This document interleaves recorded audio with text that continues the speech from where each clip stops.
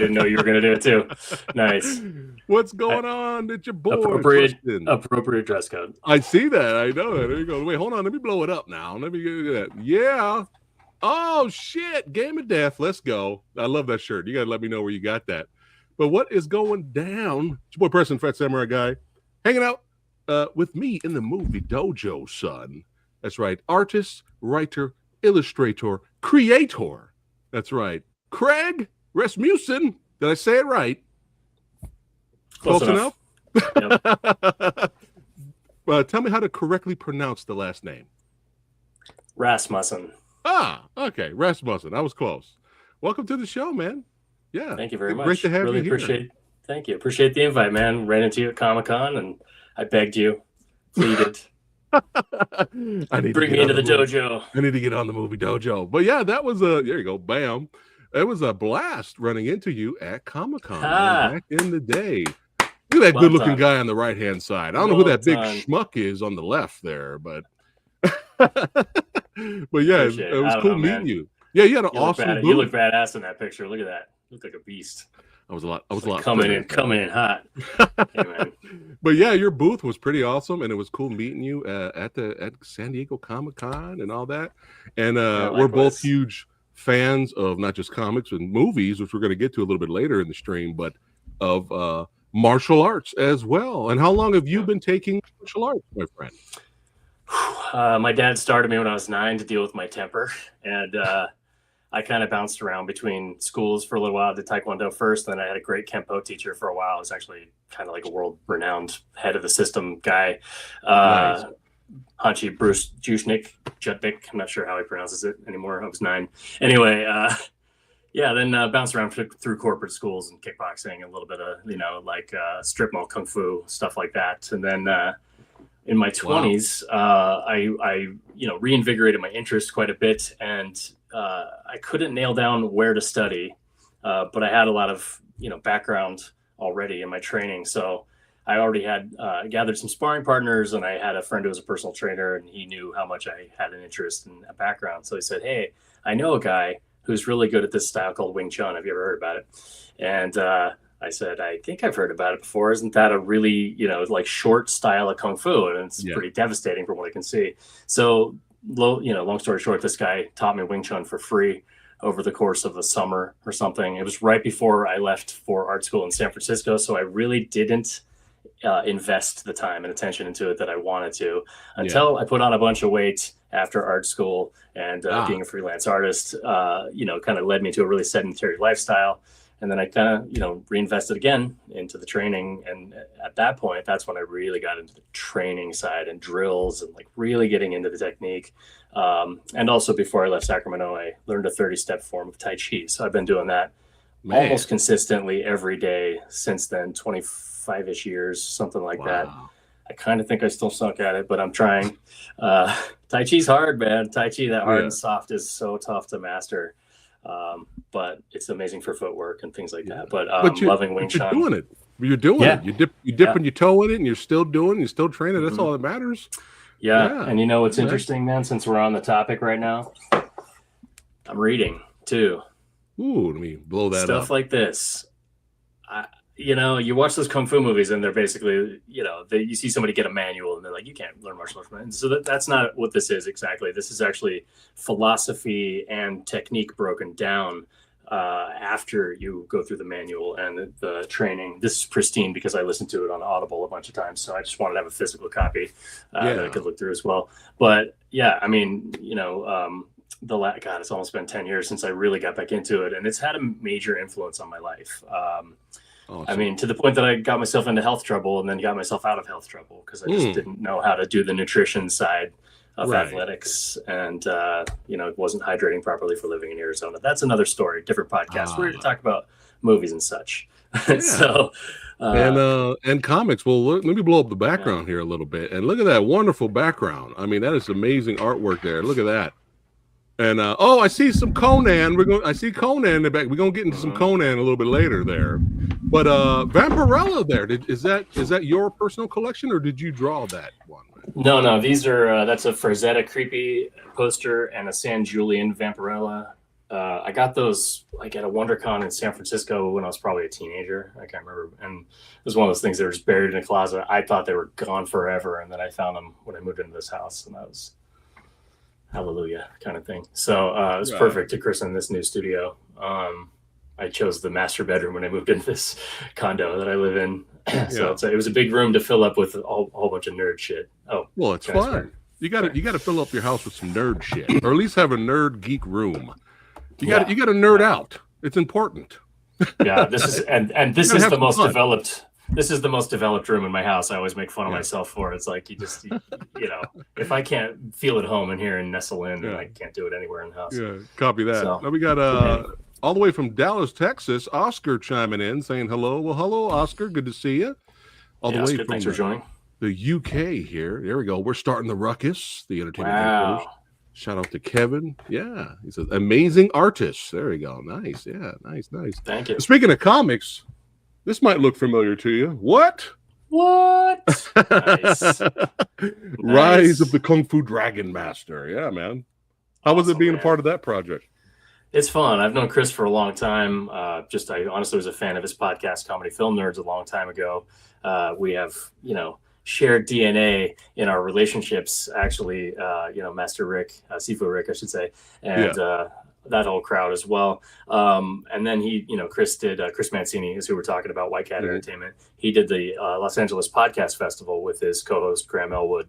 And I went to a couple of those in a row, which was a fantastic experience. It is unfortunately dead and defunct and will never come back because putting on an event is hard. But it was, I met so many amazing people. I made a lot of relationships that last to this day, including Chris. And one of the funny things was at the time for him, comics were a pie in the sky thing. And even for me, honestly, I was still kind of like dicking around with podcasts and, I hate to say it, more of a hobbyist making comics. I only had a couple of things and nothing was really complete. Just a handful of pages here and there, a couple of mini comics. And right about the same time, we both, stepped away from podcasting as a serious venture and realized that comics were where it's at. Because there's not that podcasting is bad, but you really have to devote yourself to it. And if you have any other second or third love, you're screwed because those things are going to absolutely die on the vine while you're doing podcasting. So anyway, we both jumped into comics similar timing. And, right around the time the second Rise of the Kung Fu Dragon Master was coming up, I pushed him. I was like, you got to let me do a pinup, man. You don't have to pay me. So I got to do crazy pinup that has about 100 ninjas on it. I've seen that. It was awesome. I think I sent you the black and white. And because I was never happy with the color. And I also got to color Jeff Johnson's awesome piece of two Chinese gods fighting for that as well. So it was really fun. Chris is great. I actually, since we're on the topic, just did the Los Angeles Times Festival of Books for the second year in a row with Chris as my booth mate. We got absolutely deluged and drenched. It was exhausting. But you're always getting booked for, congratulations, getting booked at all these conventions and festivals, man. It's awesome. Thank you. Appreciate it. Some of it is definitely self-generated, but they do allow us in, and I suppose our work is opening some doors in that matter. So what got you into art, man, and comics and drawing, and when did you get the calling, man?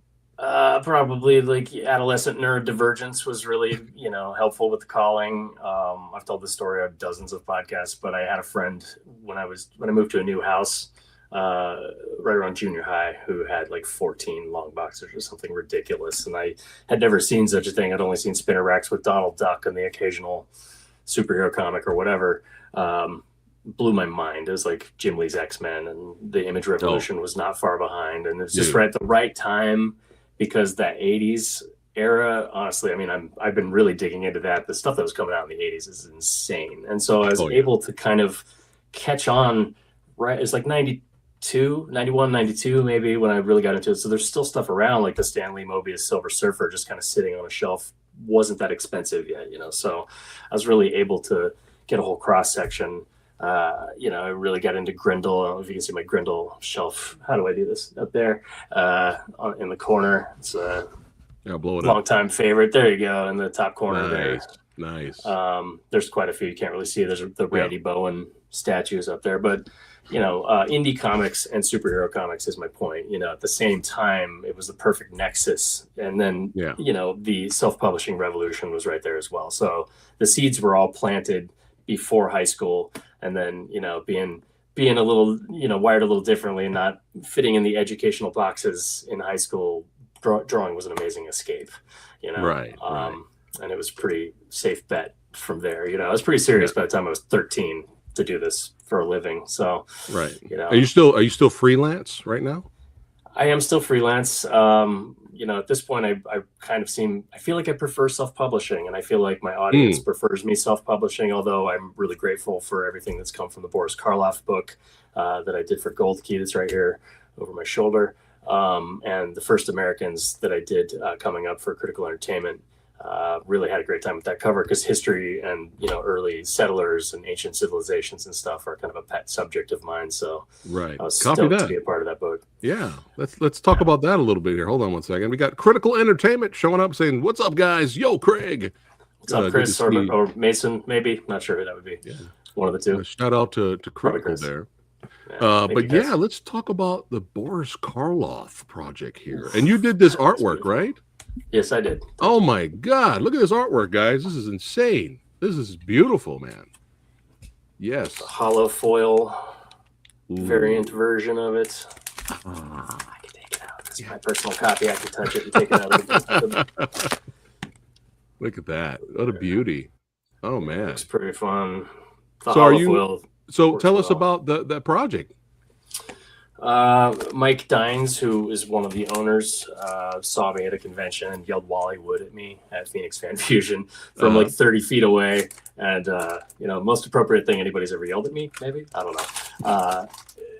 Ironically, Wallywood wasn't even a massive influence at the time, but the kind of retro era of sci-fi illustrators was definitely my flavor. And, Al Williamson, who was, collaborator even with Wallywood, I believe, in the EC days, was a huge influence already then. So I just fell into that crowd because they were looking for kind of a retro flavor to their books. And long story short, I learned to draw Boris. I actually cranked out this composition ahead of them asking for it and maybe foisted it on them a little bit, but it ended up getting me paid. It ended up getting me the story.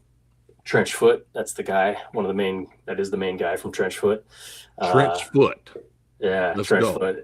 All right. Trenchfoot is a disease that you get from being in a muddy, disgusting trench full of, And that's the name of the character right there. No, that's the name of the story.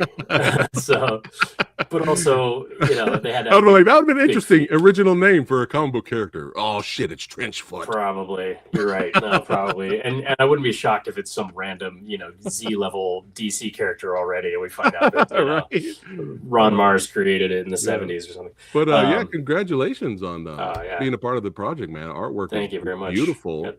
And it's just like is this straight up horror comic? Or what? Yeah, it's horror, retro, sci-fi. Okay.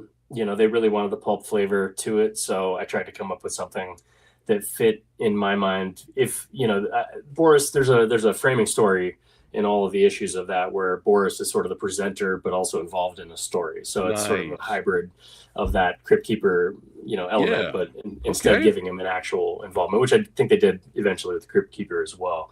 But anyway, I wanted to find a story that had that kind of Twilight Zone or EC flavor. So I've settled on something where, the Germans, World War I Germans, come up with a gas that isn't just mustard gas, but it's a gas that transforms people into monsters, and they're supposed to kill each other, but there's a reason that they don't.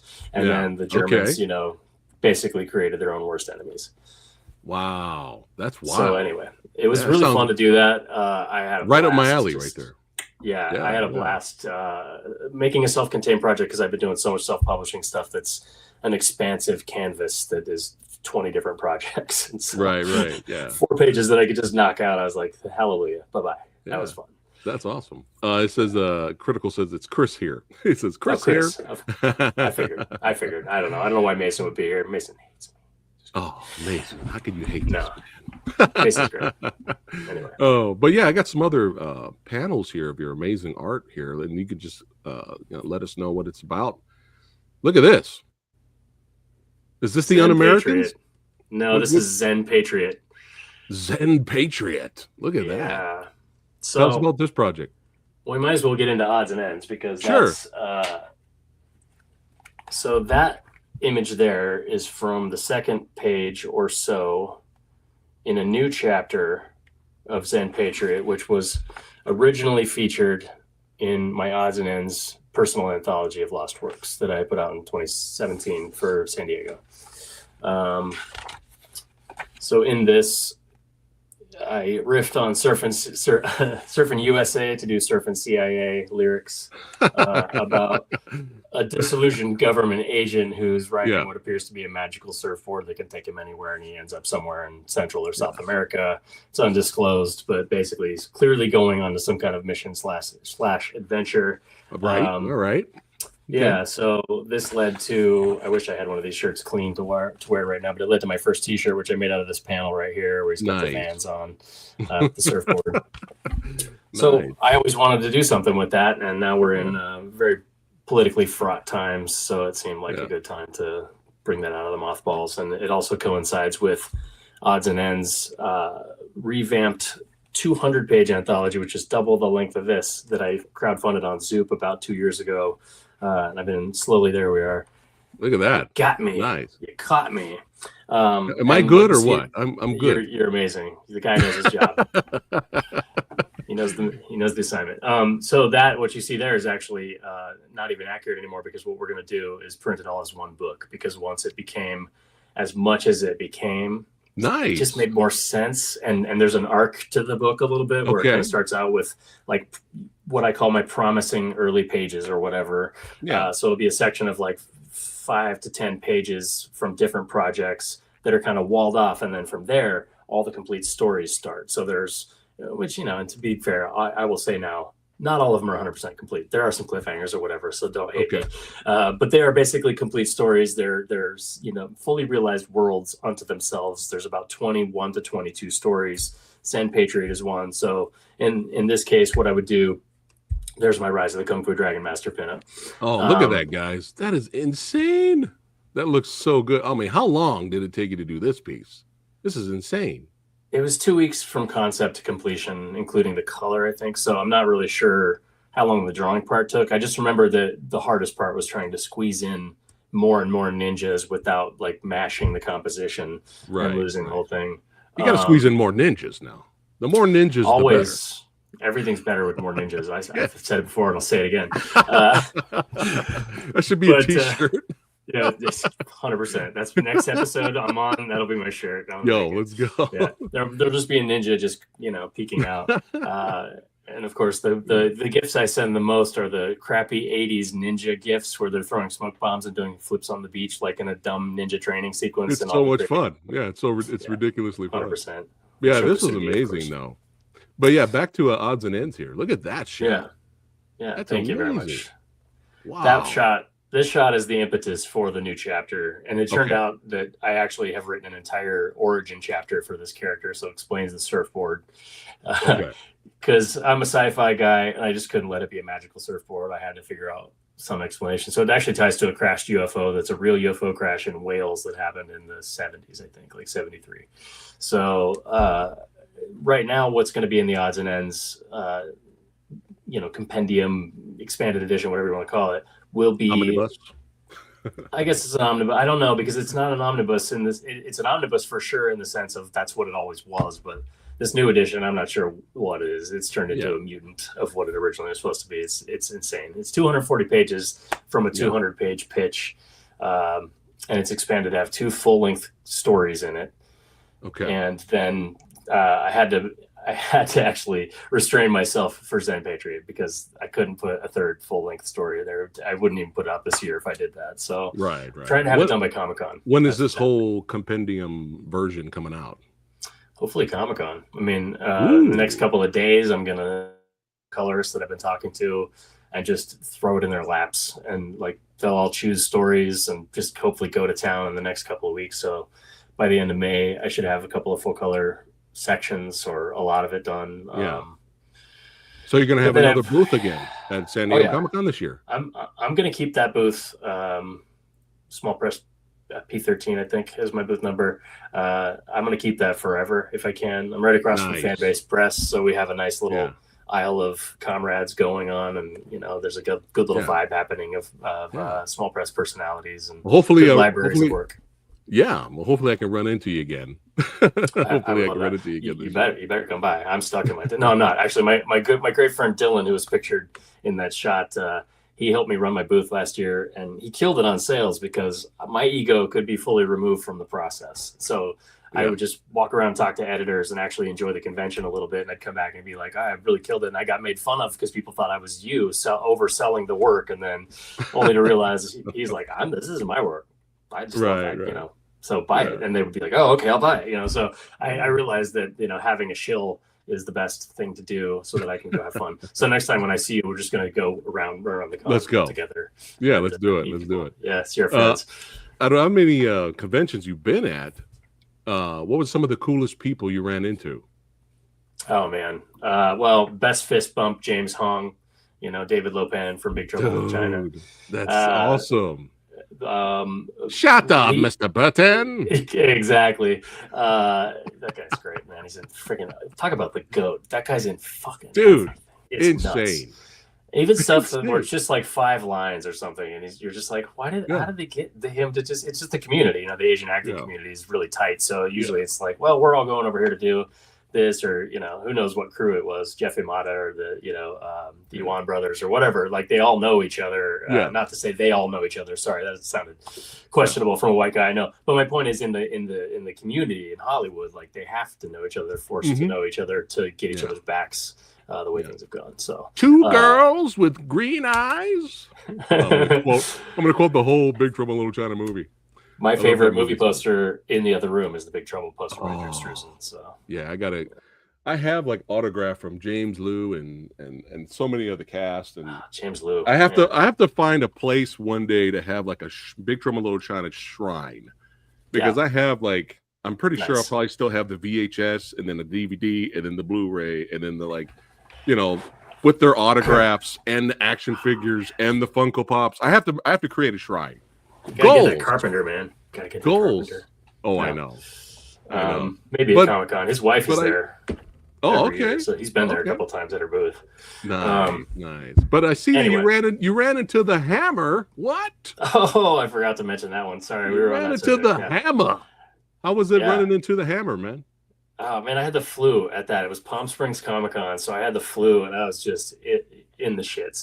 Oh, sorry, that's the worst thing to say when you have the flu. It was just, it knocked me out, and it was like 118 degrees and super humid, so I was absolutely just like a zombie. I don't know. I've never been more out of it at a convention. In that picture, you look good, right? You look fine.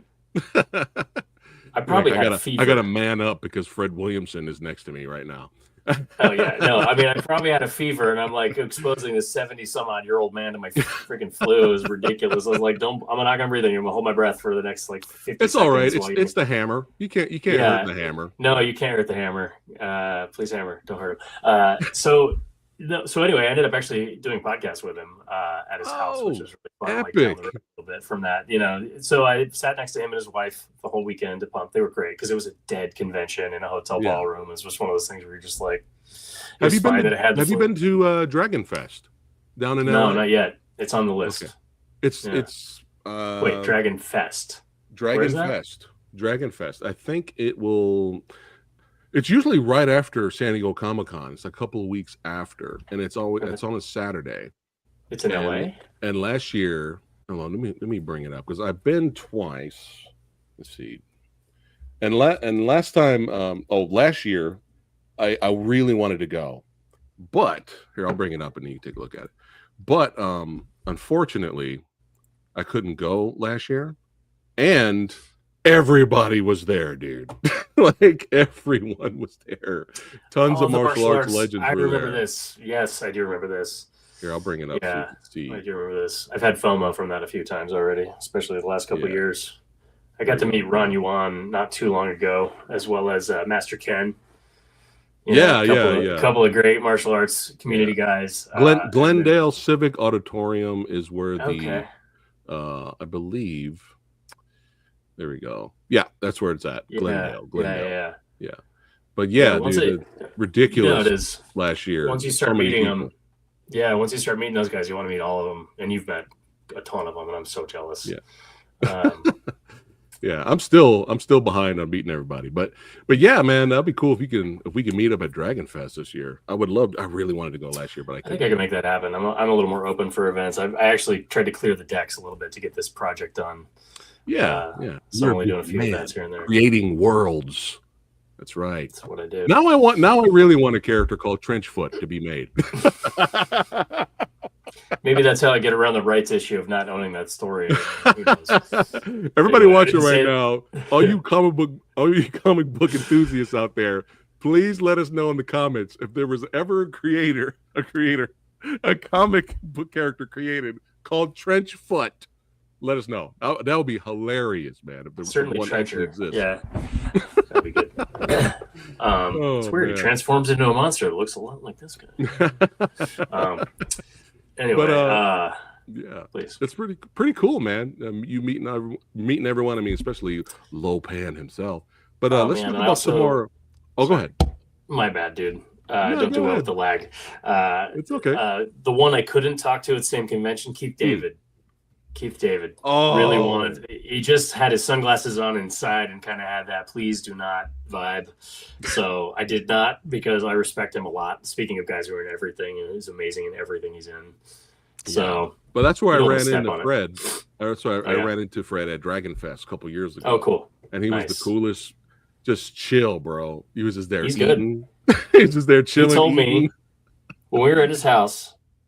He opened up the garage door, showed me the heavy bag, and then he said, "I hit it every day. I kick it every day." I'm like, "You still throwing those kicks?" Because I watched this. I forget which movie it was. It wasn't Hell Up in Harlem. It was something around that era, though. But he just threw this. He threw this kick. He kicked Carl Weathers in the chest, and he kicked Carl Weathers in the chest. And he was wearing like big leather 70s boots. Yeah. And it was a great roundhouse kick. I was like, wow, this guy's. That was when I realized, like, this guy's had some training. He keeps training, so he's bragging about it in our podcast. It was really fun. So I'm not surprised that he was at Dragon Fest at all. Yeah. He'd probably be there this year. We'll probably see him this year. You never know. I've been wondering. Yeah. But yeah, Keith David was at a horror convention that I went to a couple years ago, but the line was nuts, and I was like, oh, I would have loved the autograph, but I kind of ran out of money, because when you go to conventions just for autographs, that you can probably only get like 3 or 4, and then you're done for the day. That's it. Because they kind of charge a little pricey sometimes. And you stand in line all day. It's ridiculous. Yeah. Like Tucson Comic-Con, I wanted to talk to Michael Biehn, but I couldn't get near him because he just had for every movie he's been in. Speaking of podcasts, he has a fun podcast right now. Does Michael he? Biehn. Yeah. That's good to know. What was the name of it? Now I'm gonna have to touch the phone. I'm not gonna touch the phone. It was like a quote from. It's a quote from either Aliens or Tombstone, but that's like the name of his podcast. It's like one of the lines. I'm Johnny Ringo. I don't know. Yeah. No, I forgot the name of it. Oh, I forgot the name of it. But let's keep going with some of your artwork here, man. Let us know about these couple of shots I'm gonna put up on screen here. Yeah.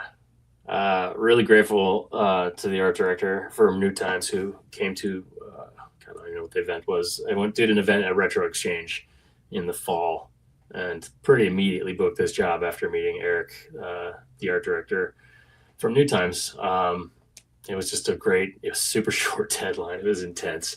I had to hire a color flatter to hit the deadline. I had to, like, as soon as I got the artwork to like 80% inked, I handed it to the color flatter while I finished the last 20%.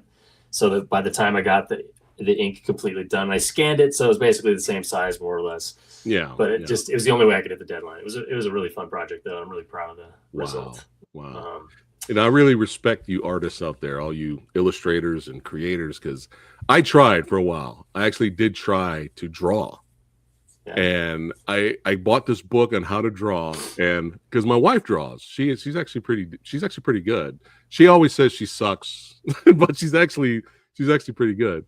But I was just like studying this manual of how to draw, and it was just how to draw a head and a face. That's it. It starts simple.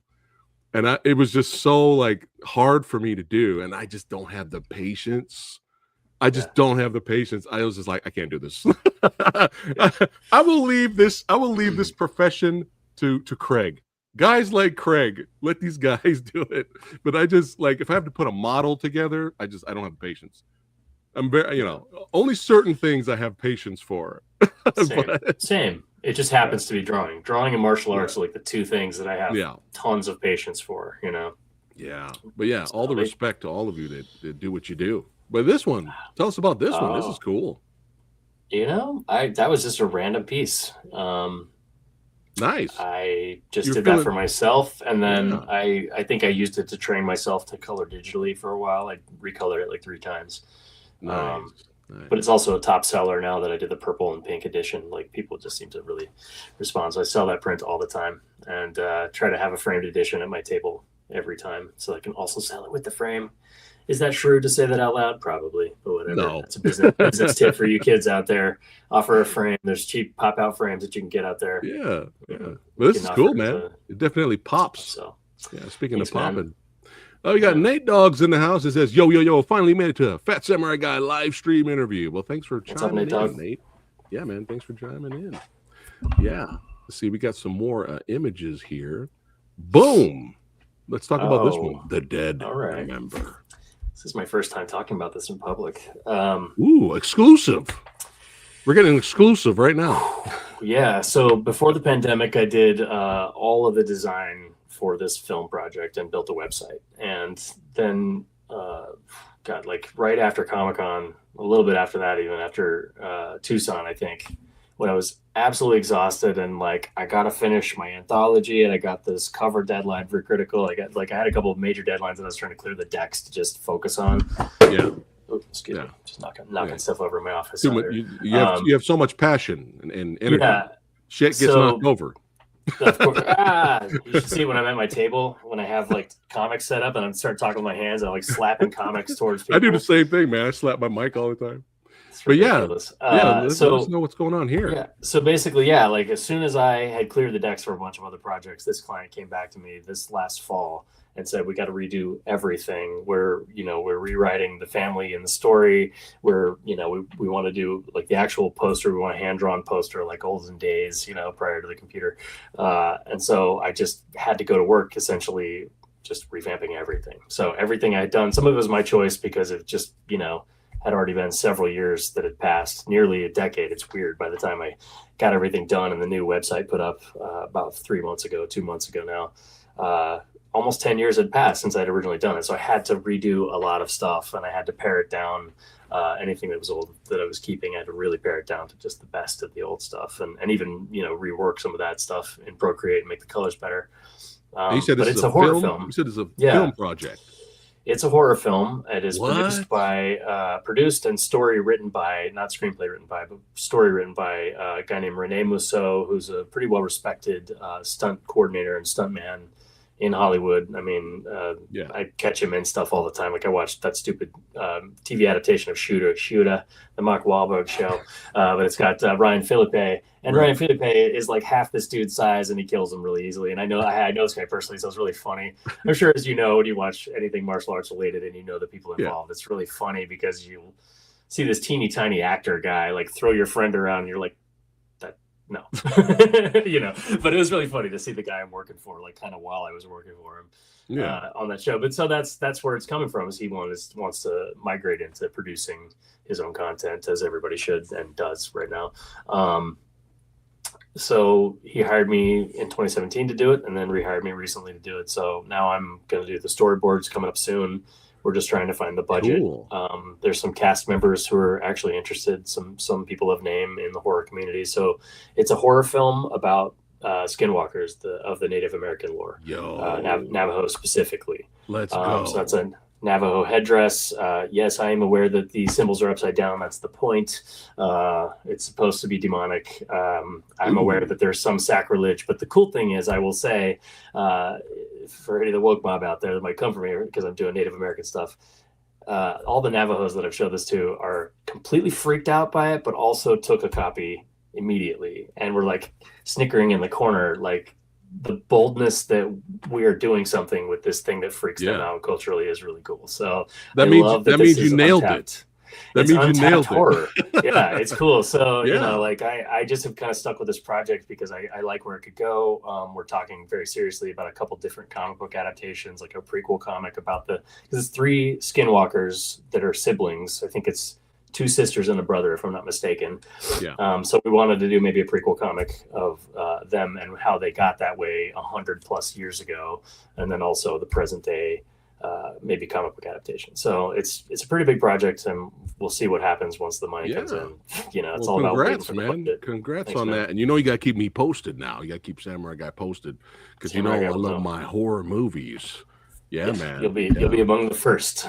Yeah, for sure. And if I knew we were that big of a horror movie fan, I would have added another top 10 list of. So How dare you? How dare you? Today we're doing action, martial arts, and sci-fi a Yeah. little bit later. But we'll have to have you come on back and we'll do horror for sure. I would have disappointed you, actually. I'm not the biggest horror fan. I'm more of a sci-fi That's it. horror guy. You're gone. That's it. Yeah, you know, nice having you on the show. I appreciate it. Well, all right. That was great having Kraig here. He'll never return. And no, I'm just kidding.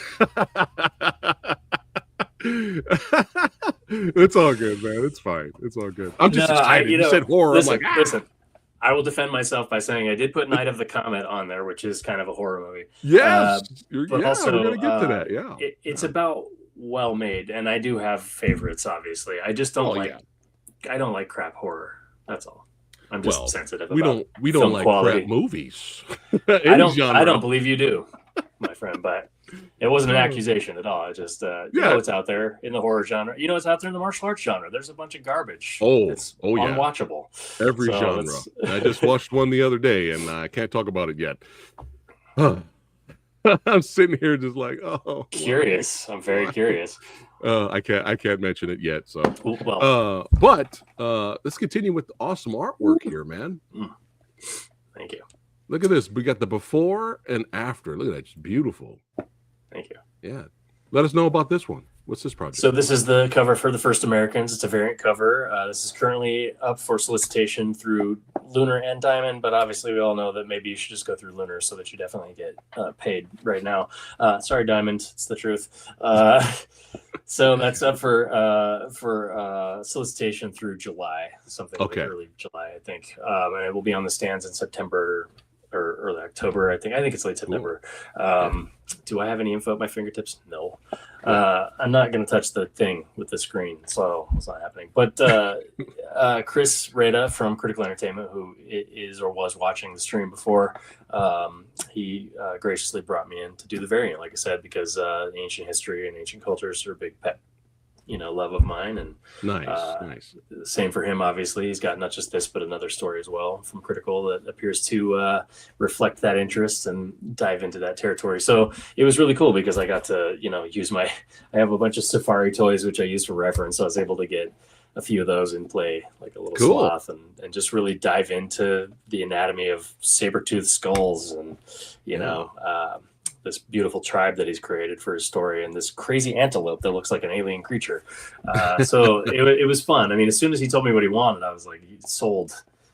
It's beautiful. He just wanted that lush Canadian wilderness that they, come out on from the Bering Strait, and cool stuff. Really fun. And this one, look at this one.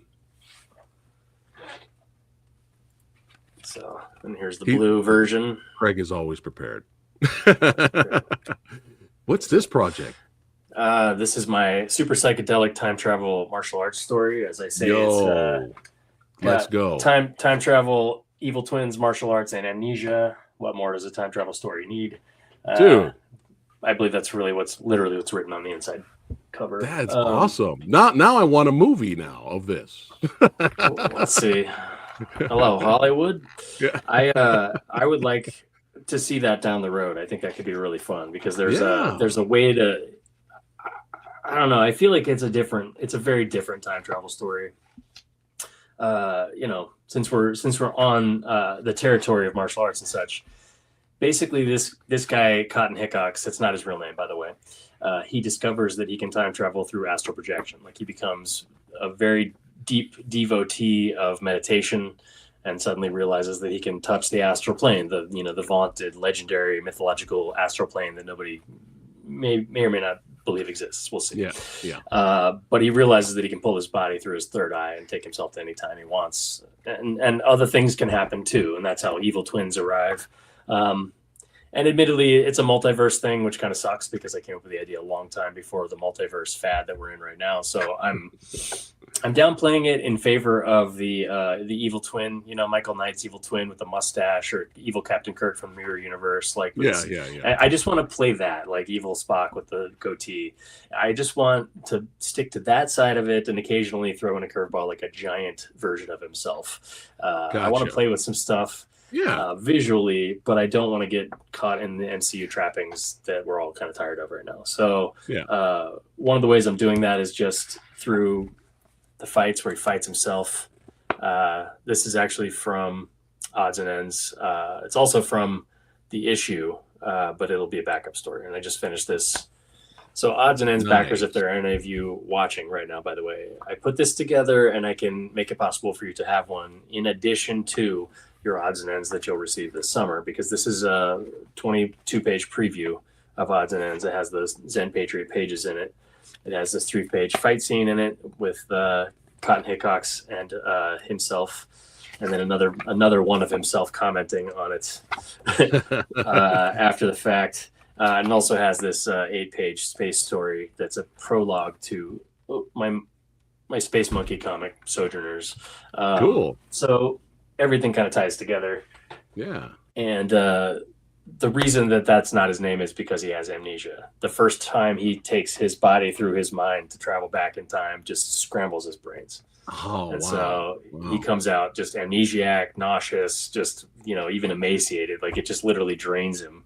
But he can still function as a person. He just doesn't, like, his identity escapes him. And there's a reason for that too. It's revealed down the trail. This sounds awesome, man. This sounds pretty dope. Yeah, for sure. I've come across some other fun art pieces I'd like to show that I come across here. What? Gargoyles? Look at that beauty. Thank you. I keep hearing rumors of they want to do a live action movie of Gargoyles now, or it's just, I don't know if it's just fans wanting it to happen, fans of the show want it to happen, but Disney's mining everything. It'll happen. Yeah. But this is awesome. I feel like I heard it's maybe in development at least. Yeah. I would not be shocked. Already, when I click on this, the theme song's in my head. Theme song's already in there. Nice. And we got this one right here. Oh shit. King Spawn. Look at that beauty. The skull's popping out. Is that the skull? Is that part of the chair? No, they're just kind of the chair itself is made of bone. It was in my mind, at least. And so there's like bone spikes coming out, and the skull's, the cerebellum hole in the skull is where the spike is going in on all the skulls. So sick, man. It's fun. I would have bought this from you if we met back in the day. I still have it. Shit! Hasn't sold yet. Oh yeah, I don't know. Right. Neither of those have moved. I'm surprised because people seem to like them a lot. Maybe I'm overcharging or something. But hey, make sure look at this one: Damien versus Batman. Let's go. Yeah. That little shit. These are exclusive Comic-Con or conventions booth selling art pieces. No, I mean they're just sketch covers. They're just store-bought sketch covers. I just I live in Phoenix, and for those who haven't seen the scene here, or if your local scene is not like this, the sketch cover fad is nuts here. Like, I don't know if it's as hot as it was, but variants and sketch covers are heavily supported by stores in the Phoenix area. Nice. And there's a lot of very serious collectors here. Like, I'm from California. I'm from San Francisco and LA, where like people couldn't be bothered like to be interested in your art, half the time. So maybe more in San Francisco, but still getting them to buy your stuff is really difficult. But in this case, it seems like it's heading the right direction. Well, I'm showing this bad boy right now. So everybody watching, all you Spawn fans, definitely click on all the links below of this man right here and check out his stuff. That's right. It's the Rasmussen universe. The Rasmussen universe. That's right. Yeah. It's all the cool stuff. So click on the links below. Yeah. All right. Now, let's go ahead and talk about some movies and have some fun over here. I was like, hey, give me a list of your top 10 action, martial arts, and sci-fi movies. Now, there's no particular order for this top 10. We're just going to go down the list here and have some fun. And my friend, I think we're brothers. I think we're brothers because I'm like, this guy's got good taste. Nice. But Thank you. what really surprised me is you had some picks on here that I was like, dude, more people need to talk about this fucking movie. That might be why I put them on there. Yeah, because I'm like, dude, no, I feel like this movie doesn't really get a lot of love. These movies, so we're gonna show them right now. I'm gonna bring them up here. We do a little screen share action. Did you do all 12 of my 10? All 12 of your 10?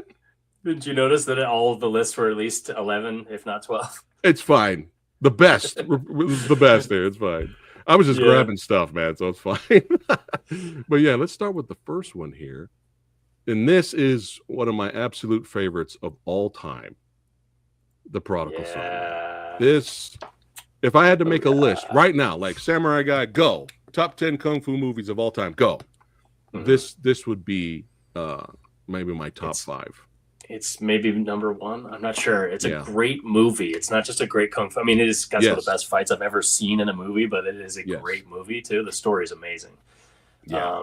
And like many Wing Chun movies, based on a real guy, based on the lineage, pretty interesting to see how it plays with it. Maybe it's accurate, maybe it's not. Nobody knows, but it's a fascinating movie and amazing performances across the board. And also, let's just get into Sammo Hung because he's going to come up again. Like the guy, speaking of the goat. Dude. So have you seen the Kung Fu Stuntman documentary that's on Hickox? Oh, yeah. We actually showed it at San Diego Comic-Con a couple years ago. Oh, of course you did. Yeah. Naturally. A Why clip did I even ask such a stupid question? We showed a clip from it, yeah. I cried at that freaking documentary. The thing's amazing. Like it really gets into the guts of what these guys were actually doing, putting themselves beyond in harm's way and also putting it all on the screen to a degree that just doesn't happen. And I feel like, once I watched that, I realized, oh my God, Sammo Hung is so intricately woven into so many of the greatest Kung Fu movies, even if he's not on screen. It's crazy how much he was involved in. And it just, for years I've been saying, Sammo Hung's the guy. There's a reason he got an American TV show. There's a reason. You know what I'm saying? So, not that I've ever seen an episode because it's impossible to find. Yeah. But it's funny because I just, somebody shared it on Instagram, a clip from Martial Law where he fought Mark Dacascos. And it was a great back and forth fight, and the way the fight was filmed was actually pretty good for television around that for the 90s. I was actually impressed. Yeah, I was impressed. And the era of the Vanishing Sun movies, where that's just about the best we got. Oh my God! You took me back right there. The way back machine. Holy shit! It was a Russell Wong, right? Was that Russell Wong? Yeah, of Romeo Must Die fame. There you go. Great stuff, Craig. Keep it up. Critical Son. Thanks, Chris. Much appreciated. Yeah, but I'm already hearing the music in Prodigal Son. Like this movie is like a big, warm hug to me. Yeah, it's just a big warm hug, and it's a great redemption story. And just so good. And everybody watching right now, all these movies we're putting up on the screen here. Definitely comment and I'll put it on the screen. Let us know your thoughts of these films. But yeah, absolute classic. But let's keep it rocking and rolling here. Hold on. By the way, that's on YouTube right now, I think, for free. Prodigal Son. Oh shit. All right. That's where I watched it. I was shocked. I couldn't rent it. This is the only place I could find it. Yeah, nice. All right, let's go to your next pick here. The Raid movies. Dude, these are like ridiculously overrated. Come on. They're overrated, bro. I mean, You're come kidding, on. Right? Mile 22 is better than both of those. Mile 22 buries Eco Ice. He's gone in that movie. I'm like, what the fuck? You edit all the martial arts down to being invisible, basically, and then the guy's he's got like 10 minutes of screen time tops. And there's fans. I'm not shitting on the fans. If you guys like what you like, enjoy what you like. But I'm just kind of surprised that there's fans for Mile 22, and they really loved it. That was a kick-ass action movie, and I was just like, my buddy of mine, I didn't even bother watching the movie because a buddy of mine shared me the previous fight that Eco put together for Mile 22, and then he shared me the actual fight scene of how it looks in the movie, and I was like, no, I'm done. Is it the hospital room fight? Yes, I couldn't believe it. Yeah, I couldn't believe it. I was like, Drives this me is fucking up the wall. horrible. You know who really shined in that movie though is Hmm. whatever her name is that plays Maggie on Was- Walking Dead. She's the best part of that Oh, movie. Anyway, yeah. Yeah, the Raid, these are just classics, man. And I was very fortunate to be one of the few to actually get a chance to see both of these in theater over here. Our theater, Nice. it wasn't that many people in the theater when it came out because nobody knew what the Raid was. Mm-mm. But me and my wife went to go see both of these movies, and we were blown away, man. We were absolutely blown away by these films, and it changed the game. It really, I mean, Hollywood's still talking about remaking. How many years has gone by, and we're still hearing about Hollywood trying to remake The Raid. Just like stop.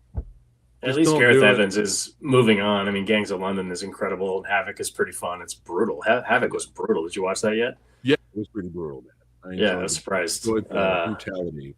But as much as we had fun with Havoc, the Raid films are another level. Yeah, I mean the density. Chris just said it. The Raid is mind blowing, and it is. Like the first one, the danger level is mind blowing. Like Eco is incredible, and the second one they just pit him against even more incredible fighters. You know, the kitchen karambit knife fight is pretty insane. Yeah, but the second one is took on a whole new vibe. It was a straight up like gangster drama. It's like a Godfather movie. Yeah. And I like that. I don't want what we're going to do, have Eco get stuck in another building? No. And then he's going to fight his way up. I mean, he's going to fight his way down. He's going to stop at the top. He's going to start at the top. Exactly. And he's going to fight his way down to get out.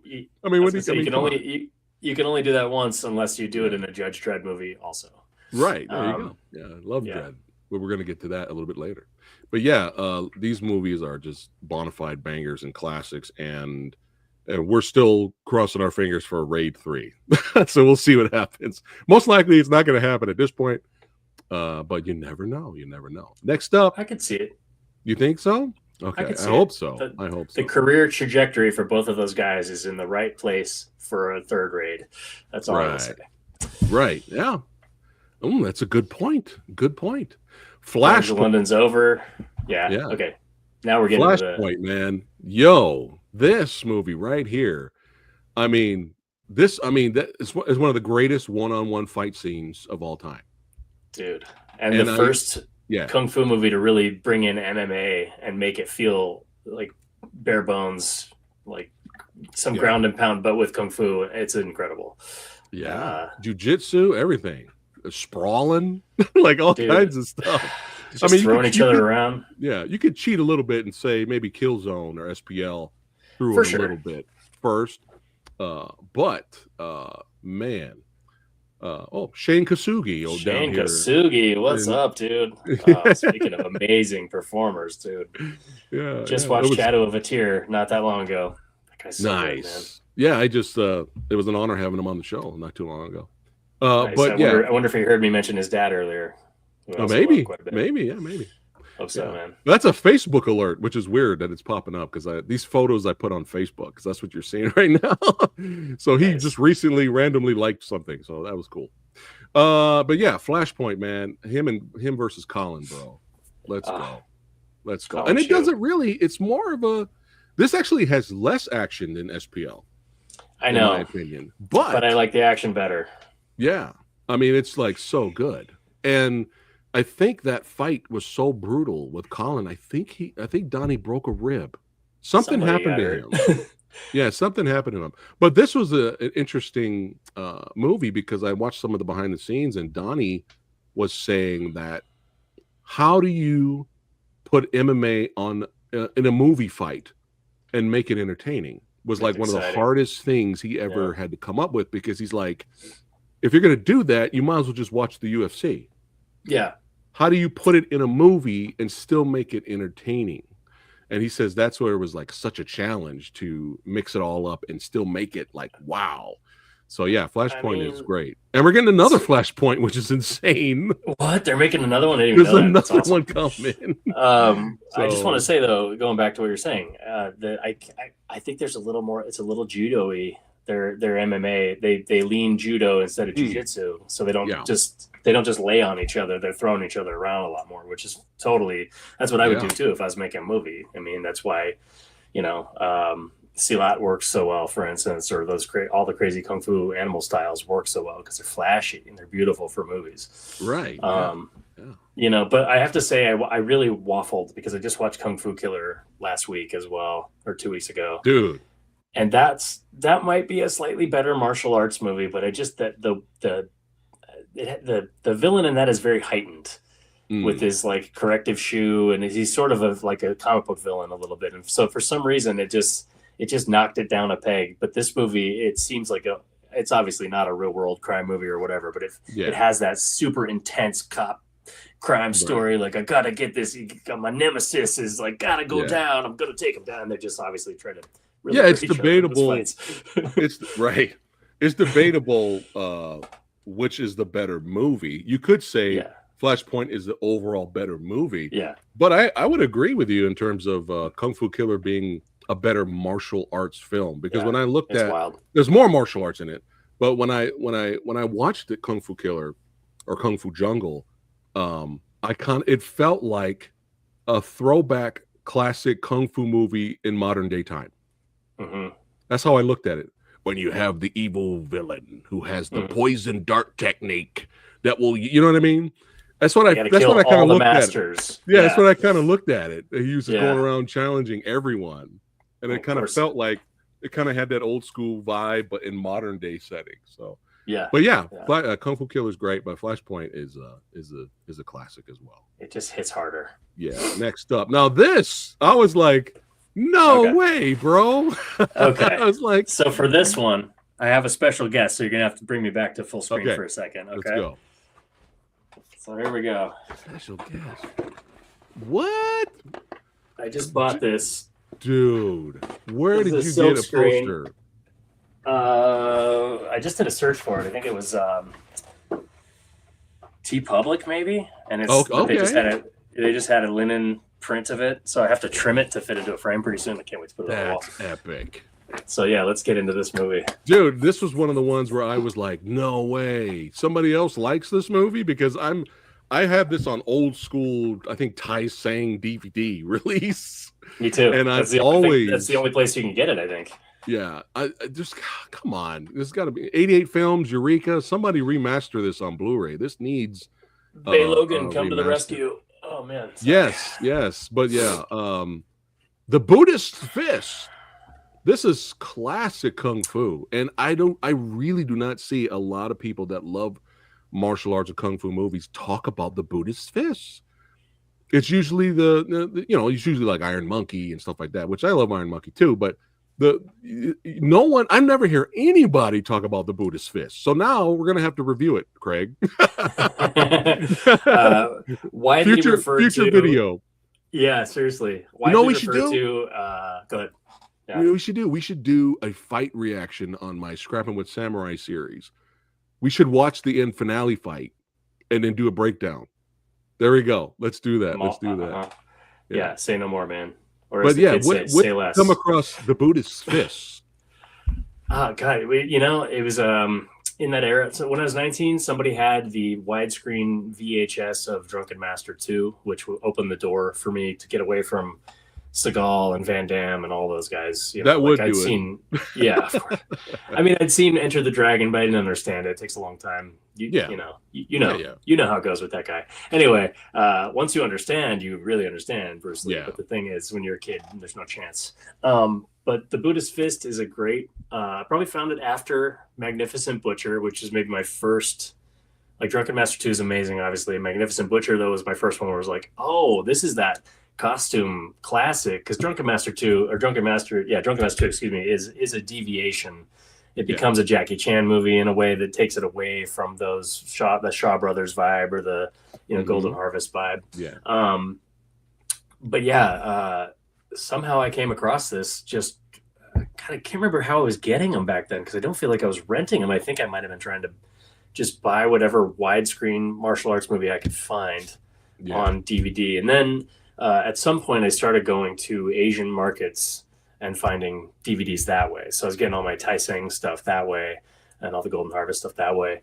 And then this was somehow in the mix. I can't remember how I first discovered it. That's a weird question to not be able to answer. All I remember is that it stood out to me, partially Yun Shun Yi and Choi Soo-ming, both the two lead actors, are freaking amazing perform. They're both so good. It's crazy to me that they didn't just continue to be superstars after this movie throughout the 80s, because they're faster, more agile, and interesting than almost anybody that I could think of. I haven't seen the bald monk character right there on the front. Say his name again. In Choi Soo-ming. Yeah, I don't know if I've seen him in a lot of stuff. He's in like Bury Me High with Jet Li, and like he popped up in something I just saw recently, and I was like, holy shit, Sakura, the Jet Li movie, Sakura, Donnie Yen movie. Sakura. Oh, okay. Oh, he's also in Kung Fu Jungle. Oh, look at that. Oh, yeah, he's one of the masters that gets killed. He's one of the first guys that gets killed in that. Well, I'm fired. He's in Twin Dragons. He's in a lot of stuff, and it's really weird. You know what it is? It's what you just said. Should have been Star. That's what I'm thinking. I think, like, he should have been starring in a lot of martial arts. And I think he may have been a monk. So you never know with those guys. You know, like those guys sometimes. So old VCDs. I have a couple of VCDs from Tai Seng too. It's awesome. Nice. I have Body Weapon, the most embarrassing VCD to still own, which is like this pseudo sexy like piece of crap. Was there a Hong Kong Legends release of that movie? Why do I have a feeling I have that movie somewhere? You probably do. I wouldn't be shocked. I might have that movie at all. But yeah, Buddhist Fist is great, guys. If you're down with classic Yuen Wu Ping, classic kung fu movies, definitely check out the Buddhist Fist. And classically referred to as one of his weird ones, because it's got all the Taoist mysticism stuff in it that a lot of people hate, but don't let that stuff push you away from this movie. If you compare it to the Miracle Fighters, this is a normal movie. It's a normal, totally, absolutely, and it's a good follow up to like Dreadnought and things like that. Like it's Miracle Fighters is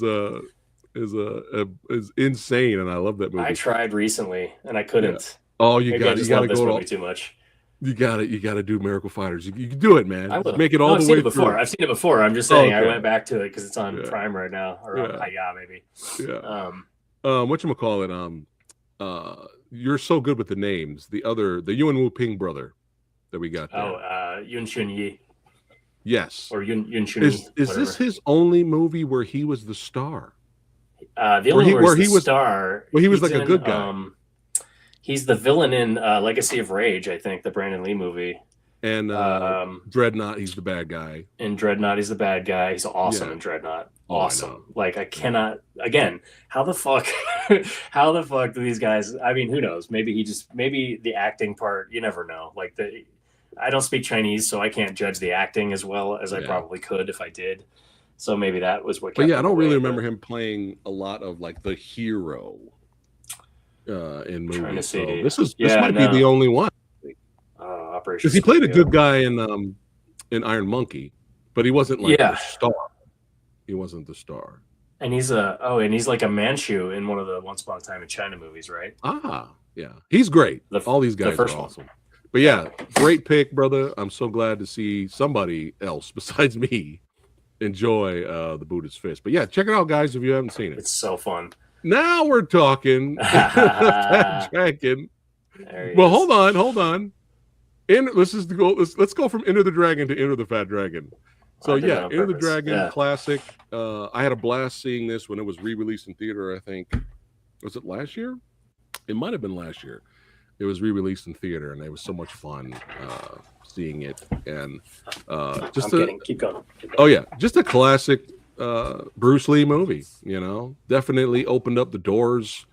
It wasn't the first kung fu movie that was popular here in America. That might go to Five Fingers of Death, but in terms of opening the doors of popularity, Enter the Dragon was definitely of that movie. A buddy of mine. Oh shit! Hold on. Wow! Look at that beauty right there. Where'd you get that? Same place I got this. A friend who used to work at Amoeba. Nice. Just kept an eye out for cool stuff. Dope. Yeah, I got some Bruce Funko Pops back here. But yeah, that's I cool, gotta get man. that one too. Yeah, that's cool. But yeah, Enter the Dragon, absolute classic. Definitely inspired so many. But believe it or not, it's not my favorite Bruce Lee movie. Chinese Connection. Yeah, I knew it. yeah. As soon as I sent you the list, I was like, should I have gone with Chinese Connection? No, it's your list. This is your no, list. There's something, the mystique of this movie. I can't get away from it. If anyone out there says Into the Dragon is the greatest martial arts movie or kung fu movie of all time, I'm not going to argue with that person. That's how good Into the Dragon is. Yeah. You know, it's not my personal favorite, but it deserves its flowers. You know what I mean? But it does. Believe it or not, a lot of Bruce Lee fan purists, they go with Way of the Dragon. That's their favorite. I mean, that's amazing too. It's hard, that Chuck Norris fight. Freaking wait. Is that right? Yeah. Okay. Mm-hmm. I get the American Chinese titles reversed sometimes because of the I know, right? Fist of Fury was Chinese Connection when I was a kid or whatever. But yeah, Into the Dragon's great, man. I mean, Jim Kelly, you got some John Saxon up in there, you got Bolo. Come on now. It's a James Bond movie too. It's like it's got that whole, like I said, the mystique of it is amazing. Hans Island is incredible. Like, it's ridiculously 70s, and like Jim Kelly says it best, like, you're straight out of a comic book, you know? Yeah. Like the whole movie is, and maybe that's one of the reasons that I like it, you know, because it sits with the rest of the flavor in my life. Everything's straight out of a comic book. But you know, the fights are great, and Bruce is amazing. He's obviously at his physical peak. Although you get the classic shot of him breaking Jackie Chan's neck. Yeah, well, and the Sammo fight, dude, at the beginning, nobody talks about that fight, but it's a pretty good fight, especially for being chopped up by Robert Klaus. Yeah, you know, it's a little choppy, but I don't know. There's something about it that just, to me, had to be on the list. Angela Mao. I mean, dude, it's just it's so good. It's just so good. It's definitely deserves to be on the list. But I was really surprised the Fat Dragon was on here, because this is one of my favorites. Into the Fat Dragon is one of my favorites. I have an old crusty, when we're talking super crust, bootleg DVD back in the day, and I think this is on Blu-ray somewhere, but it's like third party. It's hard to get, but obviously there's probably some things in the movie that people would find a little sensitive today, and that might be the reason why 88 Films and Eureka and no one's touching this movie on Blu-ray, which is a shame. It's a shame, but I mean, dude, I love Into the Fat Dragon. I love it. I feel bad because it's been so long since I've seen it that now I don't know what you're referring to, and I feel like I should have maybe done my homework. But, no. I get the reasons. I understand, but I still love the movie. I'm not gonna fucking, I'm not gonna fucking bitch out. Let's not talk about it. Let's move on. No, we don't. We'll talk about it offline. Let's talk about why. We can talk about why I like this movie, I guess. Yeah. Which is, I mean, part of it is that, I mean, I guess going back to, talking about Enter the Dragon first and why I put that on the list versus Way of the Dragon or Fist of Fury or Chinese Connection. Yeah. It's just got the fanboy element, I think. Like, that's what this movie's all about. Like, this, you're talking about a Bruce Lee super fan who's in visual terms, I guess, which is Sammo Hung's magic. He's the least expected Bruce Lee super fan and emulator, but he fucking kicks everybody's ass. And Sammo Hung is just incredible to watch as a performer in this era. Like, all the way through the 80s, the guy just, it's like, he's so magnetic. He's so funny. He's one of the best directors of kung fu movies that has ever directed kung fu movies. And the fights are just amazing. And Leon Kayan, like, that guy's great. Beardy. It's funny about Beardy. Yeah. You know that guy's not a martial artist? I just found that out recently. Blew my mind, bro. How? Because his hands are incredible. Blew my mind. Yeah. And he was just so good at copying what they would put in front of him. He could get it like that. I mean, it's he looks like a Hungar master. Yeah. It's weird. I mean, I wouldn't fuck with him now. I'm pretty sure he knows martial arts by now. He's like Keanu Reeves. Right? Yeah. Like, he started out talented and mimicked everything, but was a good student and then did it for years, and now you shouldn't fuck with him, right? Yeah. So, you know who else also I heard didn't know any martial arts was Lo Lee. Really? I buy that. I hate to say it, but I think you can tell. Yeah. But still, He was in so many classic Shaw Brother fight scenes, though. Totally. Like he was like Mad Monkey Kung Fu and yeah, the that's White what I just Lotus. watched. I was like, what was the one I just watched? Where's the villain? Dirty Old Bro. I mean, he was spinning that staff behind his back and doing all this. I'm like, dude, this guy doesn't know any martial arts. But he was one of those that learned on set, you know. Yeah. Well, yeah, intense guy too. You could see why he's a star. But Enter the Fat Dragon is legitimately one of the funniest kung fu movies I've ever seen in my life, especially with one of the greatest scenes ever. With he's a Bruce Lee fanboy, and it's funny because you have all the Bruce exploitation actors, right? And a lot of people out there are like, yeah, they were great, but Samuel kind of imitated Bruce Lee better than those guys. It's uncanny, right? There's moments where it's so on the money, or you're like, this is a great Bruce Lee impression, like a comedian would pull off, you know? Yeah. Oh my God, it's so good. It's so good. Yeah. But that one scene where he beats up the Bruce Lee exploitation actor on set, right? I was laughing my ass off. It's the Philippine wannabe, right? He's got the dark glasses and he's kind of a dick. He's like you are beneath his standards. You know, he's talking shit after he kicked his ass. Wait, doesn't he beat up a whole room You disgrace my hero. What? Doesn't he beat up a whole room full of Bruce Lee clones or something at some point? I should have watched this without. I don't know. I feel bad putting it on the list because it's been 20 years since I've watched it. Probably. Nah, it's fun, man. We're just having fun here. We're not doing deep dive reviews. Here we go. Jim Jam says Samo and Lau Carleon were the best. Yes. Yeah. Have you seen The Victim, bro? I don't know if I have seen that. The Victim, bro. Put that on the list. That's on I'll put it on the list. Yes, The Victim needs a widescreen remaster Blu-ray. Stat. Oops, that's not the right. That needs to happen. I have the old martial arts theater DVD. We're talking old school DVDs. And pan and scanned within an inch of its life. Dude. Not really remastered, full screen. But I still love it. I still loved it. But yeah, that needs. Oh, wow. And Samo's in that. Samo directed it? Oh, wow. Wait a minute. Yeah. Okay, wait a minute. I might have seen this. I thought we were talking about a Lau Carleon movie. No, Beardy. Yeah.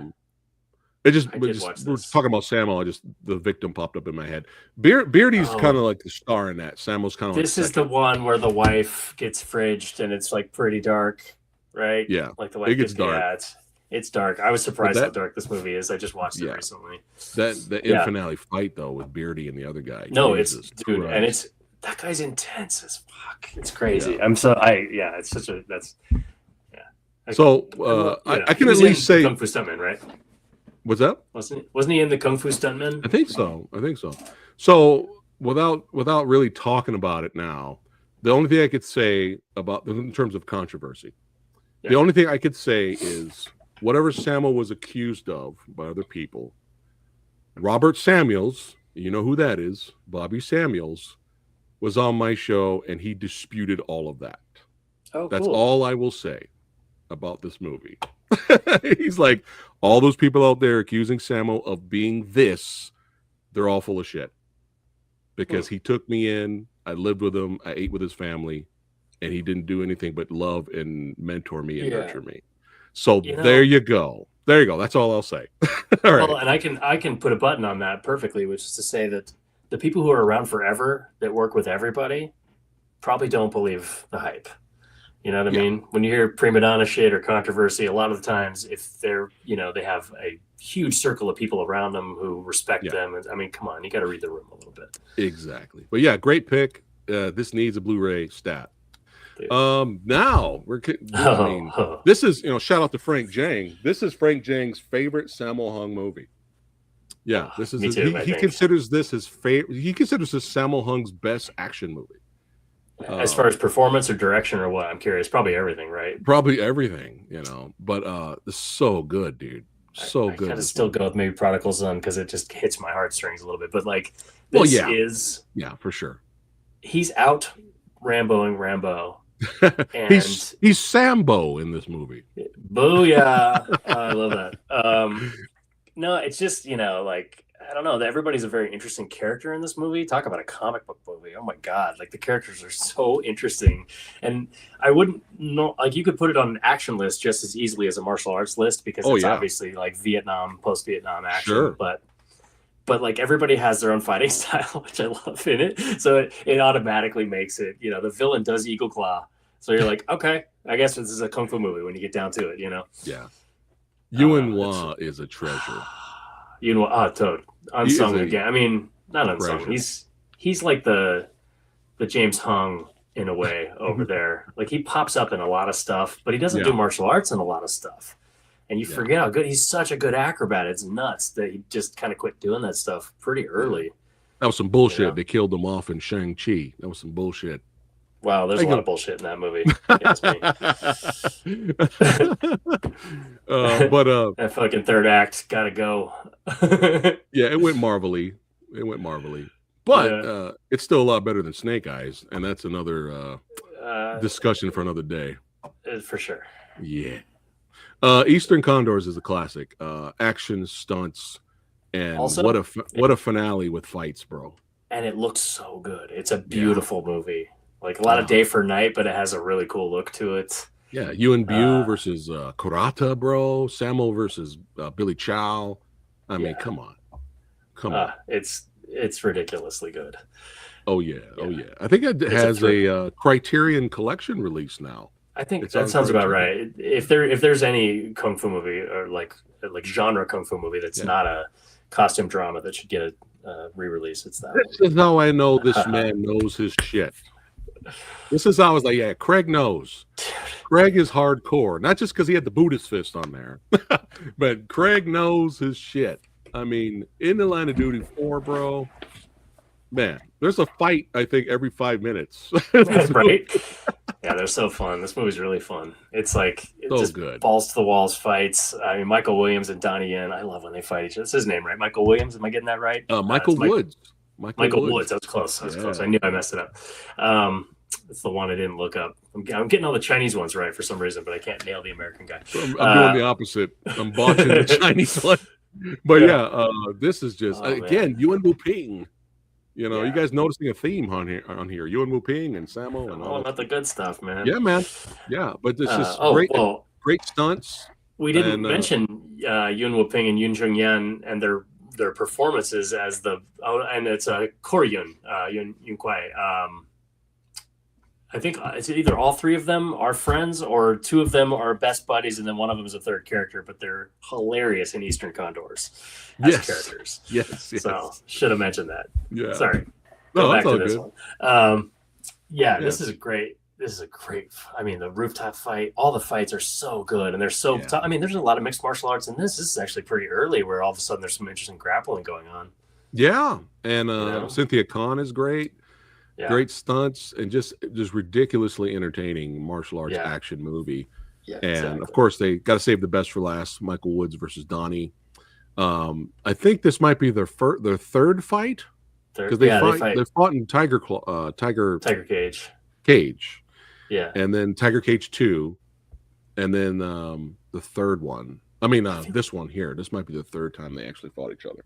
And it's debatable out of all three which one's the best, because a lot of people love the Tiger Cage 2 fight, but they're all great.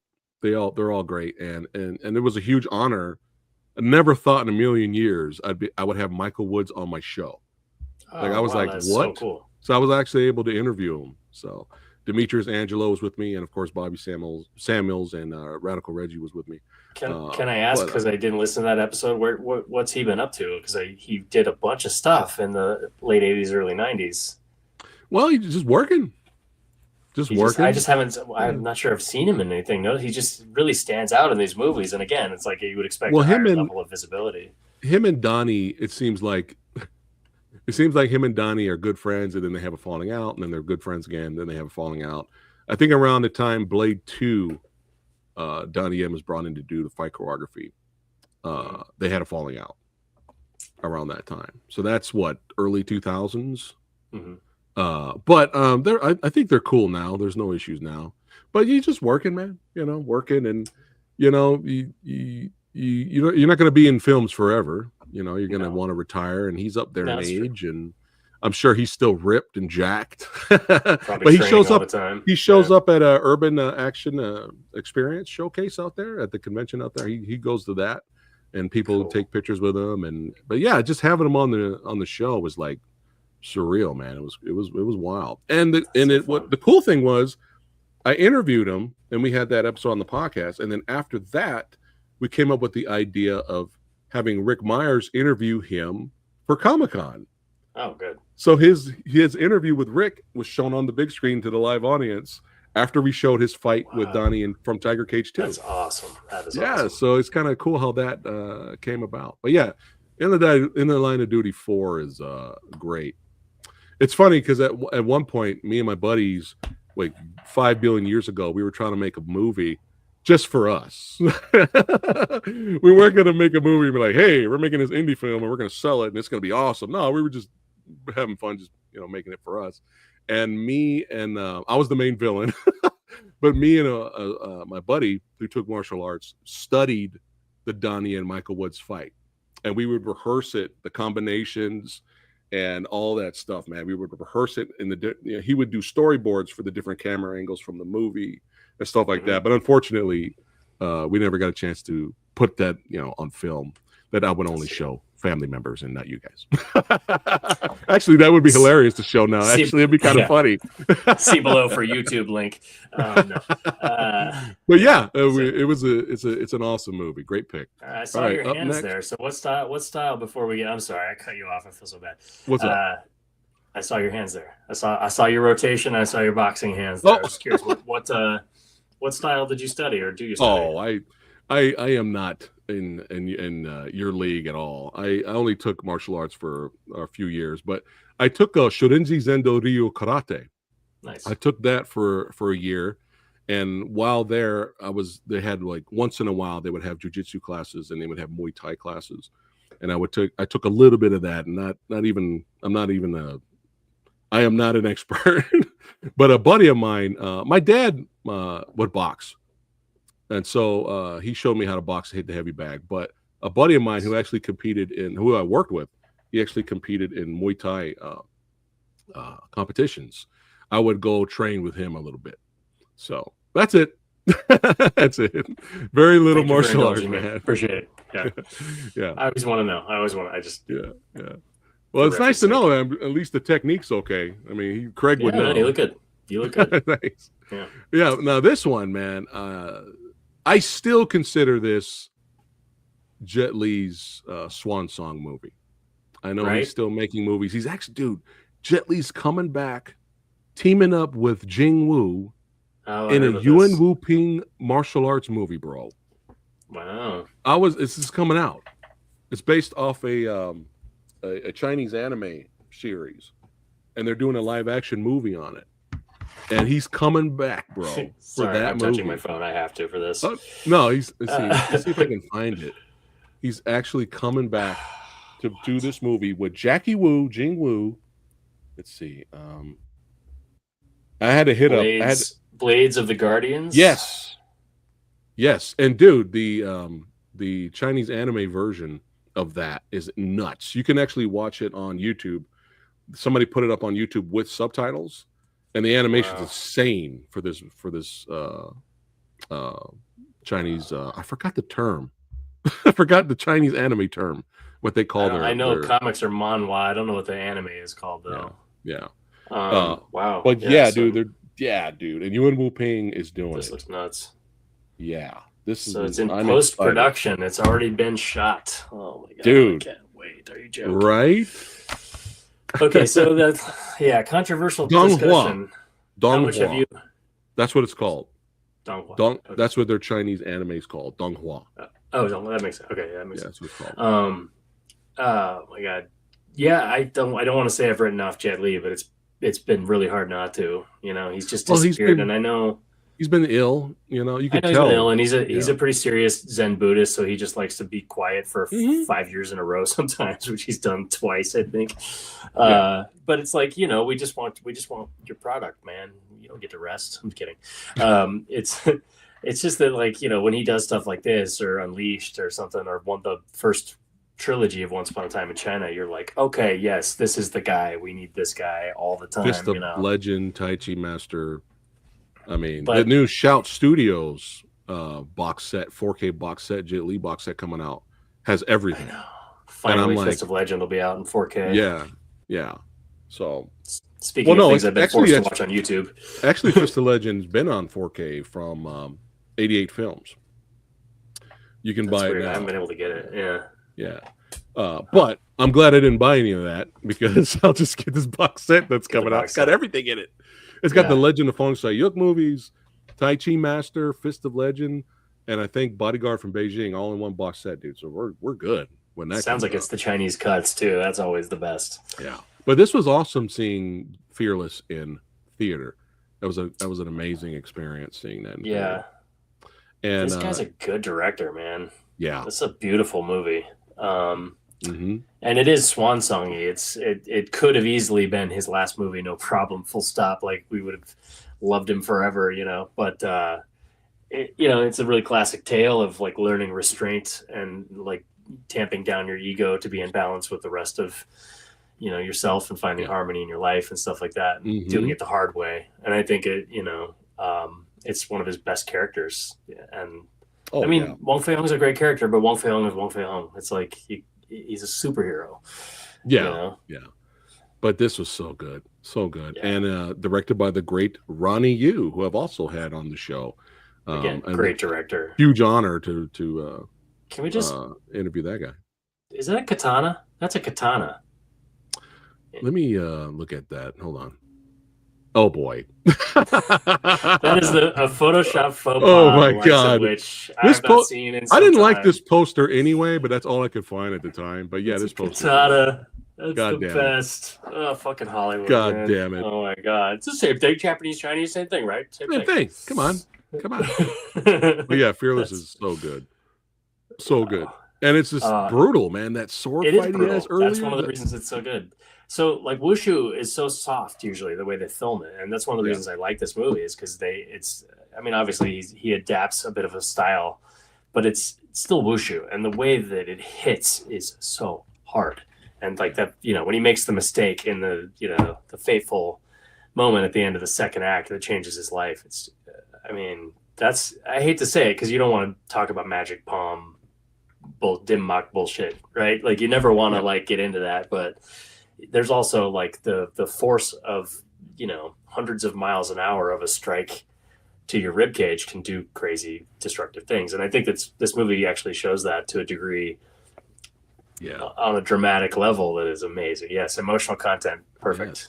Yes. Not anger. Need emotional content, not anger. Now try again with me. But Fearless is a classic to me. There you go for Chris. I watched it in college. There you go. It's a great movie. So good. Great movie. Horrible poster. All right. Next up. This thing's a 4K. I don't think this is in 4K, but now, dude. All right. Oh my God, bro. I love talking about this movie. Dude, again, with the pics. You seen this? Dude, the Buddhist Fist, Into the Fat Dragon, your picks are like, I'm like, dude, he's picking the ones that people don't talk about a lot. I love this list, bro. The Challenge, me and my wife watched this. I don't know how many years ago. We watched it, and just out of curiosity, because we like Scott Glenn, and we're like, oh shit, Toshida Mifune's in this. That's our dude right there. And Toshida Mifune, dude, that's like one of my favorite actors of all time. I love Tetsuya Nakadai too. But there was a lady at one of the Comic-Cons we went to. She had a black shirt and Toshida Mifune's eyes. Nice. And you knew who the fuck that was. And that's it. That was all that was on the shirt, bro. And I was like, that's awesome. Oh my God. That's how iconic Toshida Mifune is. Exactly. But this movie, bro, I think Seagal did some of the action choreography, I believe. Really? Yeah. I didn't know that. I haven't dug into it actually on a martial arts level. I just So this was on Bravo all the time. Oh my God. I think, or AMC or something. So it was on widescreen TV all the time on cable when I was a teenager. And I remember seeing it, and for some reason, I had seen Yojimbo, probably also because of like AMC or Sundance Channel or IFC or something like that, and seen Throne of Blood, and I was really into film already, so I knew a lot more actually about weirdly samurai movies than I did kung fu movies at the time. Yeah, and you know, when you see a 60-plus-year-old Toshiro Mifune ripping it off in this movie, you're like, so martial arts is magic, right? Like, this is, it keeps people, it's the fountain of youth, and like this guy is just tearing through everybody like they're paper. Yeah. And he's such an intense presence in this movie because he's so Yeah. much. It's weird to say this. He's more angry in this movie and more stern in this movie than almost anything I've ever seen him in. Yes. And like, this movie also does this thing where it doesn't exoticize the way that it could. I mean, sure, it's definitely you're in an exotic foreign land and you don't know what, like, if you're Scott Glenn, you don't know who you are or what the fuck you're doing because you literally are just absolute gaijin barbarian filth to these people. Yeah. And these people have so much like structure and so many manners, you know, and like he just is the worst walking into this foreign environment. And they don't do anything, even though he does end up with an Asian woman, like still somehow it's not icky. You know, there's nothing about it that rubs you the wrong way when the white guy learns martial arts from the Japanese master because he already knows how to fight a little bit. He's just getting a tune-up from these guys because he approaches it like a brash Westerner. But it's a great. It's also we dropped the lead, which is it's directed by John Frankenheimer of Manchurian Candidate fame. Oh my God! It's an Oscar-winning director who made this movie. Wow, it's bizarre. Either I forgot that or I didn't know that. It's bizarre. That's why it looks so good. It actually is beautifully photographed throughout the entire movie, and it stood out of my mind for years, and I couldn't find it anywhere, so I had to buy a Blu-ray. Yeah, when we watched it, it was we watched it because we like B movies and cheesy stuff, so we were like, oh, this has got to be cheesy, right? This has got to be cheesy fun, and we watched it, and by the end of it, we were like, holy shit, the fucking challenge is legit. Like this is a legit, not just a legit movie, but a legit martial arts movie, dude. Yeah. But I wish, once in a while we'll do reaction videos here on the channel, and I wish we were recording us watching the movie because it probably would have gone down as one of the greatest reactions to something ever because my wife was drinking something and I was sitting down here. And right when it got to the scene where the security guards are using the cameras to he's looking at the TV, right? Looking at the CCTV footage. All of a sudden, out of nowhere, Toshiro Mifune pops in frame and cuts the camera. She spit out whatever she was drinking, and I was laughing my ass off because we were not expecting the camera to go like this. And I'm checking outside, parking lot looks good.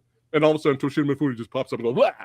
Oh my God, we were laughing. Oh my God. Super jump scare. We were like, this is the greatest movie ever now. Like that whole final sequence is insane. There's a lot of stuff in that you're just like by the end, and they're all like, there's just bodies everywhere in this corporate headquarters, this place. You're just like, what the fuck? This is insane. Is this the 1700s again? Because it's just like all sword carnage everywhere you look. Yeah, please, everybody watching the stream right now, please go check out the challenge or buy it on Blu-ray. Oh man, I'm surprised there's never been a remake. Especially when you have a Westerner, I'm very surprised that never happened. Yeah. So, but we don't need one. So, but still, I'm kind of surprised it never happened. No, but yeah, let's keep it going, man. This is fun. Was that the last one? That's the last martial arts. Oh, that's the last one. Okay, so let's go to. That's a good. Yeah, it's a good transitional piece. There you go. Now we're in an action film. Now some of your favorite action films of all time. Yeah, these movies are overrated once again with your overrated picks, bro. Come on. And Keanu Reeves, nobody likes the guy. Nobody. He's an asshole. He's the biggest. Okay. I mean, come on, John Wick, dude. The John Wick franchise are just, they're so good. I mean, there is, of course, you could be nitpicky and talk about some of the flaws of the movies, but there's a documentary coming out called. Wick is Pain? Yes.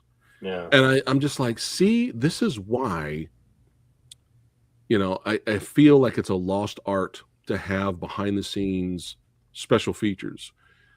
Because DVD, you go back to DVD, they'll have tons of shit on DVDs. Blu-rays kind of has some stuff.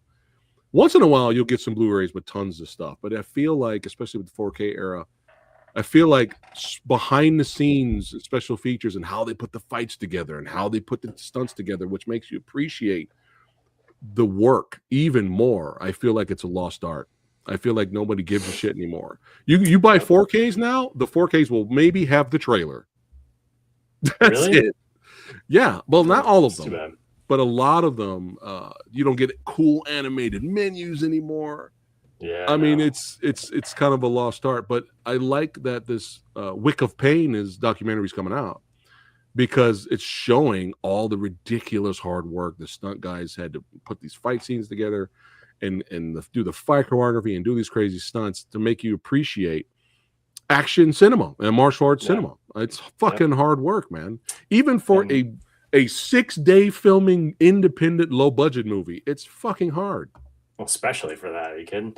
Yeah, it's fucking hard. But I mean, man, John Wick just really every movie's like, hey, let's up the ante. Let's that's what I was just just make gonna it say. more insane. And let's make it different. Like they found a way to make it different every movie. Like the second one is the second one. The second one's the one in Italy, right? Where he goes on the tactical mission. I love that during the rave. Obviously during a rave, it's a John Wick movie. But obviously there's a club dance sequence with a DJ and some beats while people are dying. The shotgun, bro. The shotgun. Oh god, that whole fucking tunnel sequence. It's just like, I mean, this is a great transition from martial arts movies because they are kind of obviously still martial arts movies in a way, and it's just, I mean, I can't get over. It just sucks that there's the impetus of the entire story is something that's very hard to watch in the first movie, and it's almost like I wish I was the guy that I was when I had my Kung Fu DVD collection, where I was like, let's just watch some fight scenes, because I now I'm a purist where I like want to watch the whole movie and I have to watch the puppy thing just to get into the whole carnage of it all, because you got to understand, man. Every time you watch it, you got to get into his motivation. And it's interesting because, like you said, every film has its own flavor, because a lot of people pick John Wick 3 as the martial arts one out of all of them. All of them have martial arts fighting in it, but there's way more martial. If you go back and watch 3, there's way more one-on-one fights in 3. That's kind of like the Kung Fu one compared to 4, because 4 had the action in Japan in the beginning, and that's it. There wasn't really any other.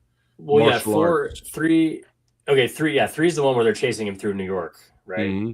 Yeah. Okay, yeah, you're right. But he fights the guys from the raid at the end, and that's right. And Mark Dacascos. Yeah, so the that weirdo. One really... He's such a weirdo in that movie too. Tiger Chin. Yeah. Oh yeah. Tiger Chin. His teacher, his master. He kind of fights him. Yeah. It was hard not to have honorable mention Man of Tai Chi, but since Rick Myers just tore me a new one about Man of Tai Chi, I decided not to bring it. He didn't like that movie? I had him on my podcast, and man, he took took me to task about some of my favorite martial arts movies. It's funny. That's what he's here for, though. I like Man of Tai Chi. I thought it was fun. I like it too. He's just like, that's not Tai Chi, you know? I'm like, well, it isn't. It isn't. Yeah. You know? It's the same thing as MMA and Flashpoint. You know what I mean? It's like, you got to make it look good in a movie. I don't know. Yeah. But I'm coming for you, Sifu Myers. That's right. Nobody's saying it. Well, he likes debating. It's fun. But yeah, John, I mean, even at the fight with the knife, that was like out of the knife throwing fight. That was out of a Jackie Chan movie. I love the realization moment too, where they all like look around. They're like, "Holy shit, we're surrounded by knives." Oh man, but yeah, John Wick really kind of like The Matrix was a one and done movie. They weren't planning on making more, and that's why for a lot of people, both franchise, some of them their favorite movies, the first John Wick and Matrix. Obviously, the first movie's the best. There's no debate on which is the best Matrix movie. It's the first one. Yeah. But John Wick, the first movie, really quick before we move on, that when it came out, me and my buddy went out of boredom because we weren't impressed by the trailers. We were like, oh, we like Keanu, and I'm thinking I'm back. Like we like Keanu, but we were like, let's just go see. Let's just go to the movies. John Wick action movie. Let's see what it is. We really weren't like excited or hyped for it because this was kind of a sleeper hit. Yeah. It kind of came out of nowhere, really. It was like Blade. Yeah. Like nobody realized what they were getting into when they walked in the theater, and then you're just like, oh my god! Ironically, and then people dying during the rave is a major component of both movies. Oh yeah, right. That's it. We're doing the best rave club fight scenes, action sequences. It's hard to deny that blood rave, man. That scene is incredible, man. When you first see Wesley Snipes go to town, you're like, oh, that's what this movie is. When the opening action sequence is so good, that it easily could be a finale for another movie. you know you're watching a good fucking movie. You know what I mean? But yeah, once they started doing the tactical style of shooting and choreography, it felt so new. It felt fresh, because usually we're used to dudes just praying and spraying and shooting 100 bullets and stuff. But it was, you know, interesting to see the tactical way of shooting. And we were like looking at each other. We were like, this is different. What is this? Yeah. And we ended up really loving the movie. My only nitpick with John Wick, the first one, is that end finale fight was terrible. Yeah, well, they didn't. I don't know. They didn't realize what they really had. I think, where they were like, "Oh, it is still kind of a martial arts franchise, so there does need to be a final boss situation that's really a little bit more convincing." Unless maybe with Pain of Wick or Wick of Pain, whatever it's called, maybe we'll find out what happened with the first one, because maybe it kind of felt like they just ran out of time. Well, they had a lot of money problems on the first one too. So yeah, that's part of that documentary. But yeah, love this franchise. I another action franchise where somebody says this is the greatest action franchise of all time. I'm not going to argue. Yeah, it's kind of undeniable. It's certainly as an American action franchise, it's very unique, and it has spawned. Not going to argue with it. I'm pretty sure there's another movie we're going to talk about that directly spins off of this one. It's Rumble spawned. In the Bronx. I snuck in another martial arts movie into my action movies. I also noticed you took I noticed you removed the Yip Man movies, which is fine. We don't need to talk about more Wing Chun. I did. But I didn't see him in there in the martial arts. We didn't talk about. That's all right. Hey man, I gave you lists of 12 when you asked for 10. It's okay. I thought I put it in there. That's weird. No, it's fine. I'm sure you've talked about Yip Man a bunch, but I will say, just going back to John Wick 4 for a second and Yip Man 4, the difference in the nunchuck. Yeah, me too, Chris. The Yip Man movies are incredible. I just rewatched all 4 of them like 2 weeks ago. Great franchise. I mean, it's a great heartfelt franchise, and it's such bullshit historically, but it's awesome. But the way that nunchucks are used, it's like the Bruce Lee nunchuck effect in movies is one thing, because you've never seen anybody use them that fast. But in John Wick 4, that's what they look like when they hit somebody. They're not spinning around all the time. They're bouncing off of people's skulls left and right in that movie. It's so intense. And the first time I watched it, I was like, I don't think the nunchuck scene looks that good. And the second time I watched it, I was like, oh shit. He's cracking skulls and breaking kneecaps and shit left and right. So it's just flopping around, not as gracefully, but it's actually much more realistic. It's interesting. So and speaking of realism, but yeah, everybody watching, make sure you check out the Yip Man movies 1 to 4.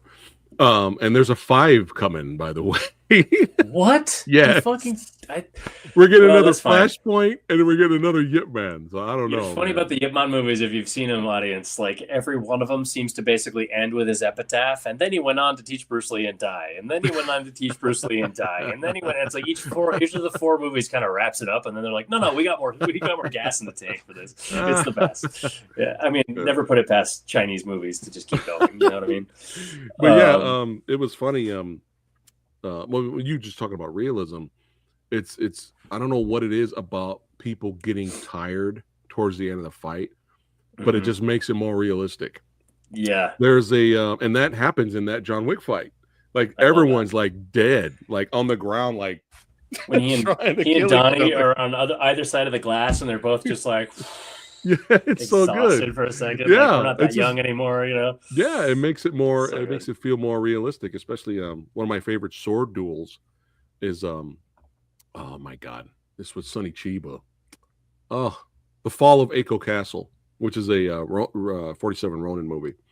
The fight he has at the end of that movie with the other samurai dude is one of my favorites of all time, because towards the end they're exhausted, and it's so good. It starts off just like.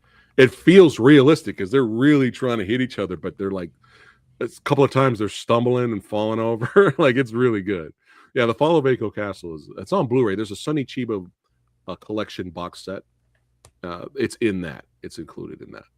But yeah, is it, for sure. Spell Eiko. Is it EIKO? I think it's A. AKO, I think. Hold on, let me find it here. Eiko, maybe. Oh, there we go. I just want to see if it's streaming.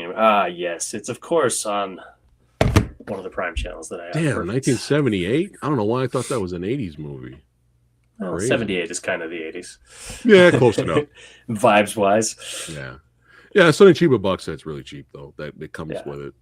But yeah, we bought this on Blu-ray and we watched it last year, and it took us back to the 90s, and we just couldn't stop smiling with Rumble in the Bronx, dude. It's a fun movie. It's just so much fun. Even with the bad English dubbing.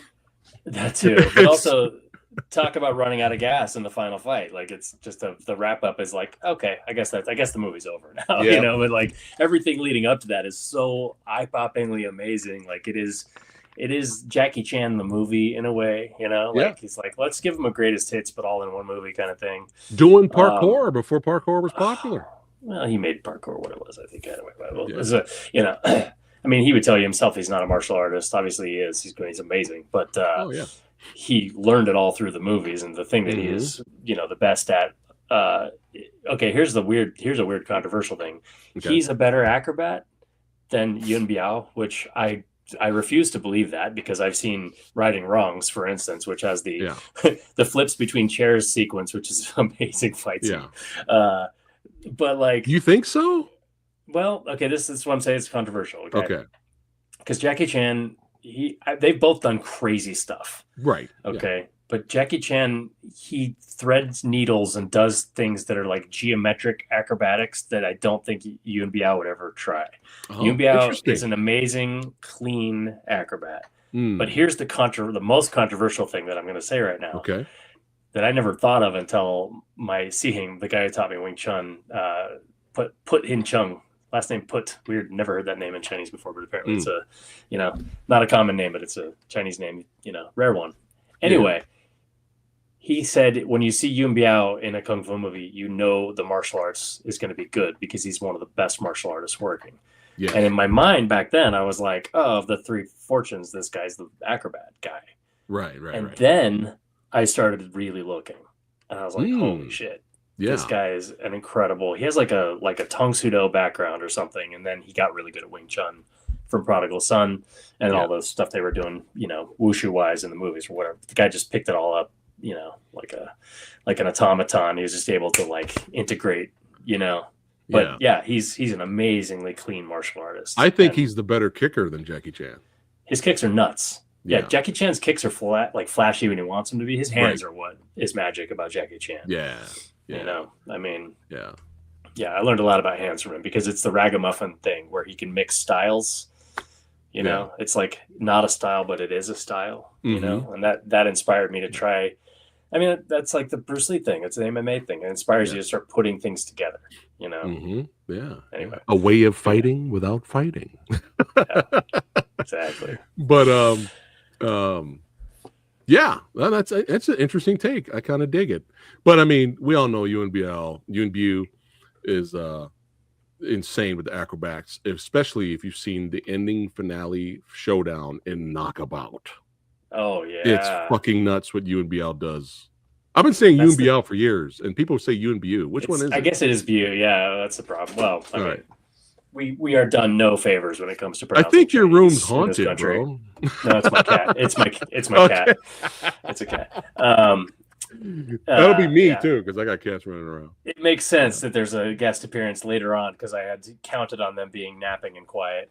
Oh, it's fine. My cat will probably jump up here right now. It's fine. She's cool. Yeah. Sometimes. But yeah, Rumble in the Bronx is great. But you talking about the end finale kind of just ending.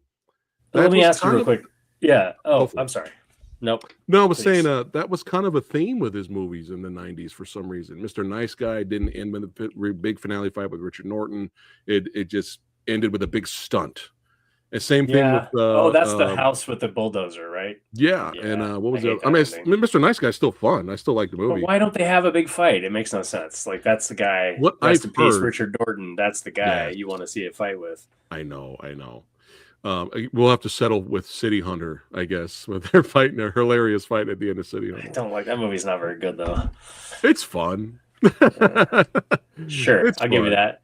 It's Wong Jing, man. I don't know. Wong Jing is he's nuts. It's bad. If you're in the mood for batshit insane. Yeah, all of his movies are like that. And it's not really my flavor, but whatchamacallit, Yeah, well, what the rumor I've heard, I don't know what you've heard, is that Jackie Chan was like, I kind of just fucking done everything at this point. I've done every single end finale fight with any weapon style in my whole career. So what am I going to do now? So that could Fair, be even I guess. even at the end of, there was no end finale fight at the end of the movie where he fought with the ladder fight. Oh my Oh God. First Strike. Australia. First Strike. Thank you. Yeah, there was no end Australia. finale. Koala. Yeah, there was Come on. no we're end almost there. finale fight in First Strike. Oh wait, Koala is Mr. Nice Guy. Yeah. The koala underwear. That's Mr. Nice Guy. I just watched Crime Story. I don't really remember there being an end Crime finale. Story. Oh man, Kirk Wong, Like- dude. Those movies though, the Kirk Wong trilogy, the Hong Kong crime trilogy that he made with that, and the two Danny Lee movies or whatever. Oh my God, those movies are super intense. And Crime Story is one of Jackie Chan's best. It was one of the first times he ever said, "Forget about the stunts, forget about the martial arts, just watch the acting." And it is a knockout performance. It is like a brutally emotional performance, even to this day. And it's like The Foreigner, for instance. This is another movie I had trouble not putting on this list because. Dude.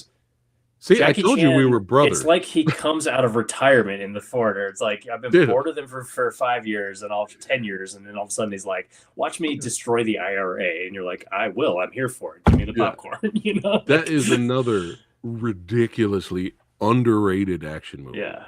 I just watched, that's Martin Campbell. I just watched The Cleaner last night. He's a great action director, man. GoldenEye, Casino Royale. I mean, come on. You know. But yeah, The Foreigner is ridiculously underrated. It's nuts. It is nuts. The fights are amazing. I even liked what was it, Shinjuku Incident? Did you see that? Oh yeah, I have seen that. That's pretty good. Pretty good gangster movie. Similar, like Police Story, Crime Story. Yeah. You know, not a lot of.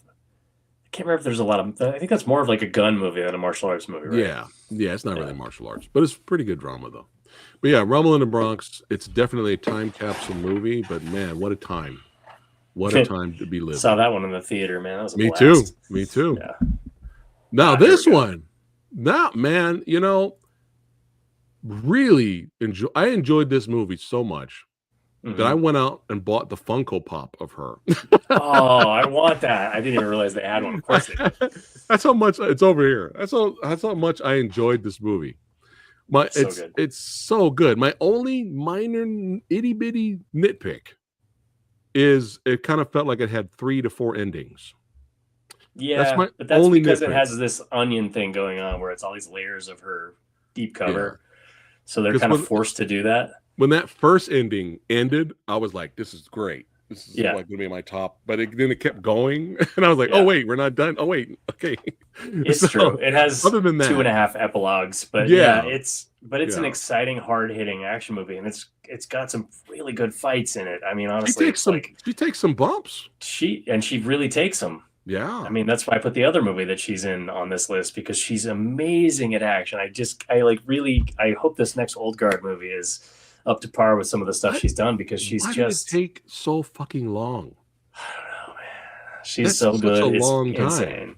Yeah. Like, why did it take so long to sequel that movie? I don't know. I'm not a big fan of the first one, to be honest with you. So I'm not really I don't care if it comes out or not comes out. It's fine with me. But that's just Netflix for me in general. But this was great, and her fight with Daniel Bernhardt, bro, so good. Really good. Dude, the keys and stuff. Oh my god, they just destroy that apartment, and it's like, it's a very realistic drag out fight where they just beat the shit out of each other, and like that's kind of what fighting is. And I like it when a movie. Again, you go back to the exhaustion. She's absolutely destroyed by the end of this, just from exhaustion alone. Yes. Yeah, we have a question. Daniel Bernhardt, MVP, man. We have a question here. Egg says, "Is First Strike part of the Police Story movies?" I would say yes. Yes, I feel like it's supposed to be, even though I've only seen the dub version, so who the hell knows? They keep changing his name from Jackie to Kevin to whatever. I keep hearing about the Hong Kong version of Rumble in the Bronx. I've never seen it. I've never seen it either. Yeah, it's like the Jet Li. It's like Fist of Legend. It's really hard to find the HK version of it. Yeah. But yeah, great pick. This makes me want to rewatch the movie. I haven't watched it in a long time. Great soundtrack too. Yeah, dude. Look at that. See? Bingo. Yeah, I heard you. Yeah. James McAvoy was great. Yeah, James McAvoy is really fun in it. You know. Yeah, Dread, son. That's right. So That's speaking of the right. raid, I just watched this like 3 nights ago because I had a friend in town all week, and we were trying Yeah. to find stuff that was just visually awesome to watch. And of course, you got to watch this movie. This movie, look, I got the Dread tattoo right here. I can't, hold on, I got to put my glasses on. I can't see that. It's tiny. Oh, you're in a tiny thumbnail right now. Let me try to blow it up. I don't know if you could see it, but right here, see it? Oh yeah, the actual Carl Urban Dread. Nice. Yeah, man. Yeah, and Nice. because I'm a metalhead, on the badge it says Anthrax. Of course, because they made "I Am the Law" song. So yeah, that's right. But yeah, this movie here, again, one of the worst trailers I've ever seen. The trailer for this movie made this movie look like a piece of shit. It made the movie look like a cheap, low-budget piece of shit. And I was embarrassed. I watched this. I was so like, funny. Oh, man. It's so funny that you say that, dude. So I just said I had a friend in town and we watched this movie. Yeah. So when we decided to watch this movie, what I tried to get him to watch with me before it was Atomic Blonde. But I showed him the trailer. And before I showed him the trailer, he said, dude, I am so sick of Cold War, spy, double cross, deep cover bullshit. It's all the same. And the trailer for Atomic Blonde could not be more generic and could not have absolutely neutered that fucking, or Spade, I should say, as a female lead. It just destroyed any credibility I had with that movie to try to sell it to my friend because it was such a generic trailer. And I was absolutely mortified. I was like, I'm so sorry, dude. I wouldn't have even made you watch that trailer if I knew that was the trailer. It was so funny. Right. So we ended up watching this and being absolutely satisfied, of course. Yeah, of course. So, yeah. And but the trailer, I was embarrassed. I was like, oh, because I know everybody hates the Stallone one. And I get it. I understand I have a soft spot for it. That was my a couple of moments in it. That was my introduction to the character. I didn't know it was a comic book character. And if you watch the Stallone one, the opening title font's very reminiscent of what Marvel does now. I was like, whoa, this is a comic book movie? Wait a minute, hold on a second. This is a comic book character? The Dread trailer, if you go back and watch the Stallone Dread trailer, it's still fire. It's with that music, it still makes it look like an amazing movie. You know what though, man? People can't cut trailers anymore. It's Dude, what awful. The fuck? Like nobody, I swear to God, I could probably make $1 million just doing a shitty fucking Premiere Pro or Premiere Rush edit of a trailer for a studio because they're all the same. They give you the whole story, and they ruin the tone. They don't give you anything special. They don't tantalize you, tease you. They don't do anything to build suspense for the movie. It sucks. Yeah, and it's rare. It's rare once in a while I'll get excited because I do trailer reactions, so I'm like I like to have fun. I hope this is good, but majority of the trailers are the same. Yeah. Robert Eggers movies have good trailers. They all have amazing trailers where you're like, ooh, this looks spooky, like Nosferatu and The Northman. Yeah. Yeah, we're going to get to that a little bit later. Oh, there we go. Certified Badass channel member, flexing, throwing it up. What's up, Heather? Good to see you. But yeah, we're talking Dread. And I was so embarrassed by the trailer. I didn't really want to see this, and we went to go to Universal Studios that day, me and my wife and a couple other people, but we went there early, so we were like, let's kill some time because we were waiting for other people to show up. So we're like, hey, Dread's being shown in City Walk in 3D, fuck it. So I'm like, all right, let's go. So we saw it City Walk in 3D, and I couldn't believe what I was watching. I was like, this is fucking amazing. And me and my wife are not big, huge 3D fans. And the 3D in that movie just worked. Unfortunately, the 3D for the movie was the detriment of the film. Really? Unfortunately. Yeah, because it bombed. And a lot of it was because it was released and it was too expensive to convert it into 3D. And it was wasn't released into multiple theaters. Because only certain theaters had the 3D capabilities, and that's why it bombed. I didn't know that. Yeah, that's why it bombed. I did not know that. Yeah. This poor movie. This movie, I mean, switched directors in the last 10% of filming, and I mean, obviously, the reason it is a success is because of that switch, because the writer took over. But man, it is. I kind of want to see the 3D version as well, just like Shen says here, because it is. It's such an eye-popping, interesting color palette and so many just in-your-face moments. I think it'd be. It's it is kind of like Avatar. It's like designed almost to be 3D, which is maybe what was happening. But Yeah, that's too bad, man. I didn't know that. Dude, the soundtrack, bro. Oh, I know. The it's fucking so good. soundtrack is goated. Dread 3D soundtrack is goated. Oh yeah, the 24/7 poster of Dread over here. Oh, but anyway, yeah, it's great. And ever since this movie, this movie is a perfect example of a cult classic. Mm-hmm. And fans have been, since this film came out, fans have been wanting to see a sequel for years.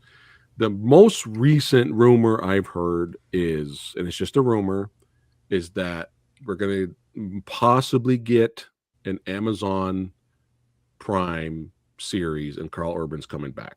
But I doubt that. I doubt that because Carl Urban's already on an Amazon Prime show. But that show's over. The Boys? They're done filming it. Oh, you mean the final season? Yeah, it's like coming out. It's coming out this fall, I think. So okay, I didn't done. know. So he's free. I didn't know I didn't know the last season was the. I didn't know the next season was the final season. Oh, the only thing that I know for sure is that if they ever make another Star Trek movie with the Abrams cast, he'll come back. But that's the only thing I know of for sure. But like I heard about 2 weeks ago, some rumors of Alpha or Mega City 1, the series actually happening.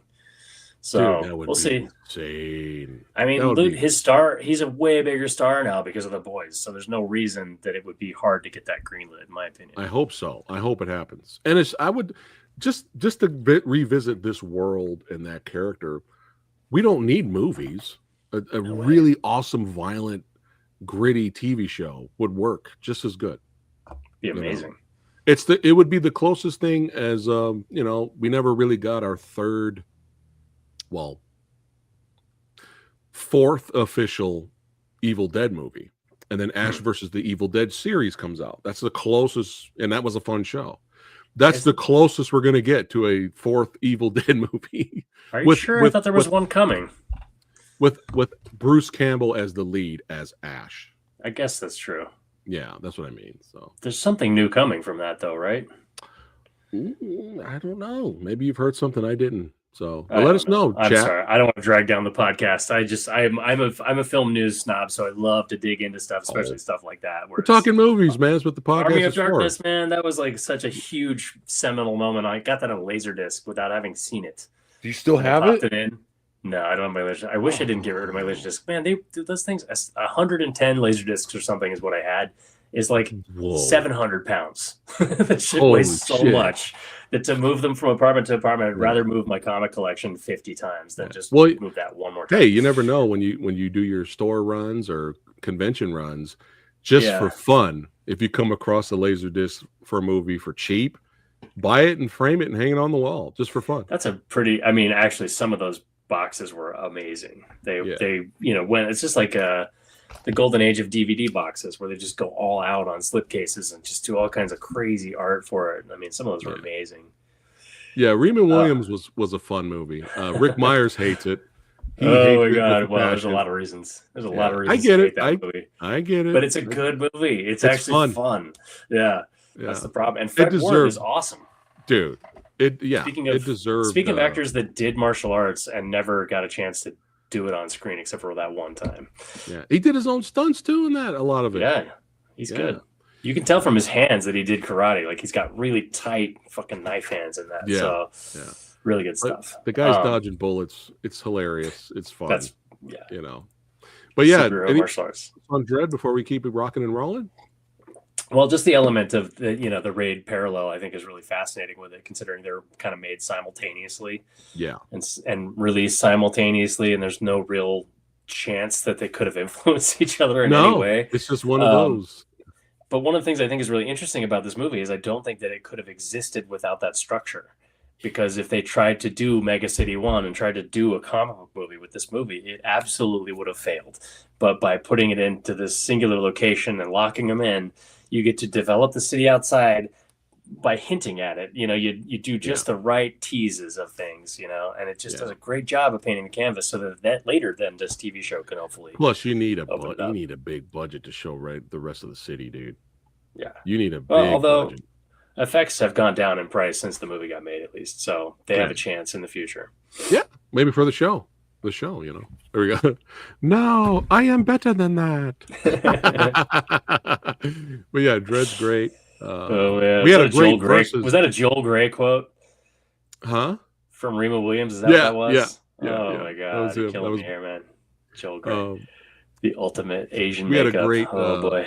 versus episode on the channel with Dredd versus the Raid. That was a lot of fun. All right, next up. Oh shit, Conan the Barbarian. Speaking of goated score, yeah, dude, goated soundtrack. Still to this day, bro. I got the sword too. I got an actual replica of the sword. I love that. I've wanted to get one of those for a while. I just not sure. I kind of want to get real first because replica. I don't want to try to start.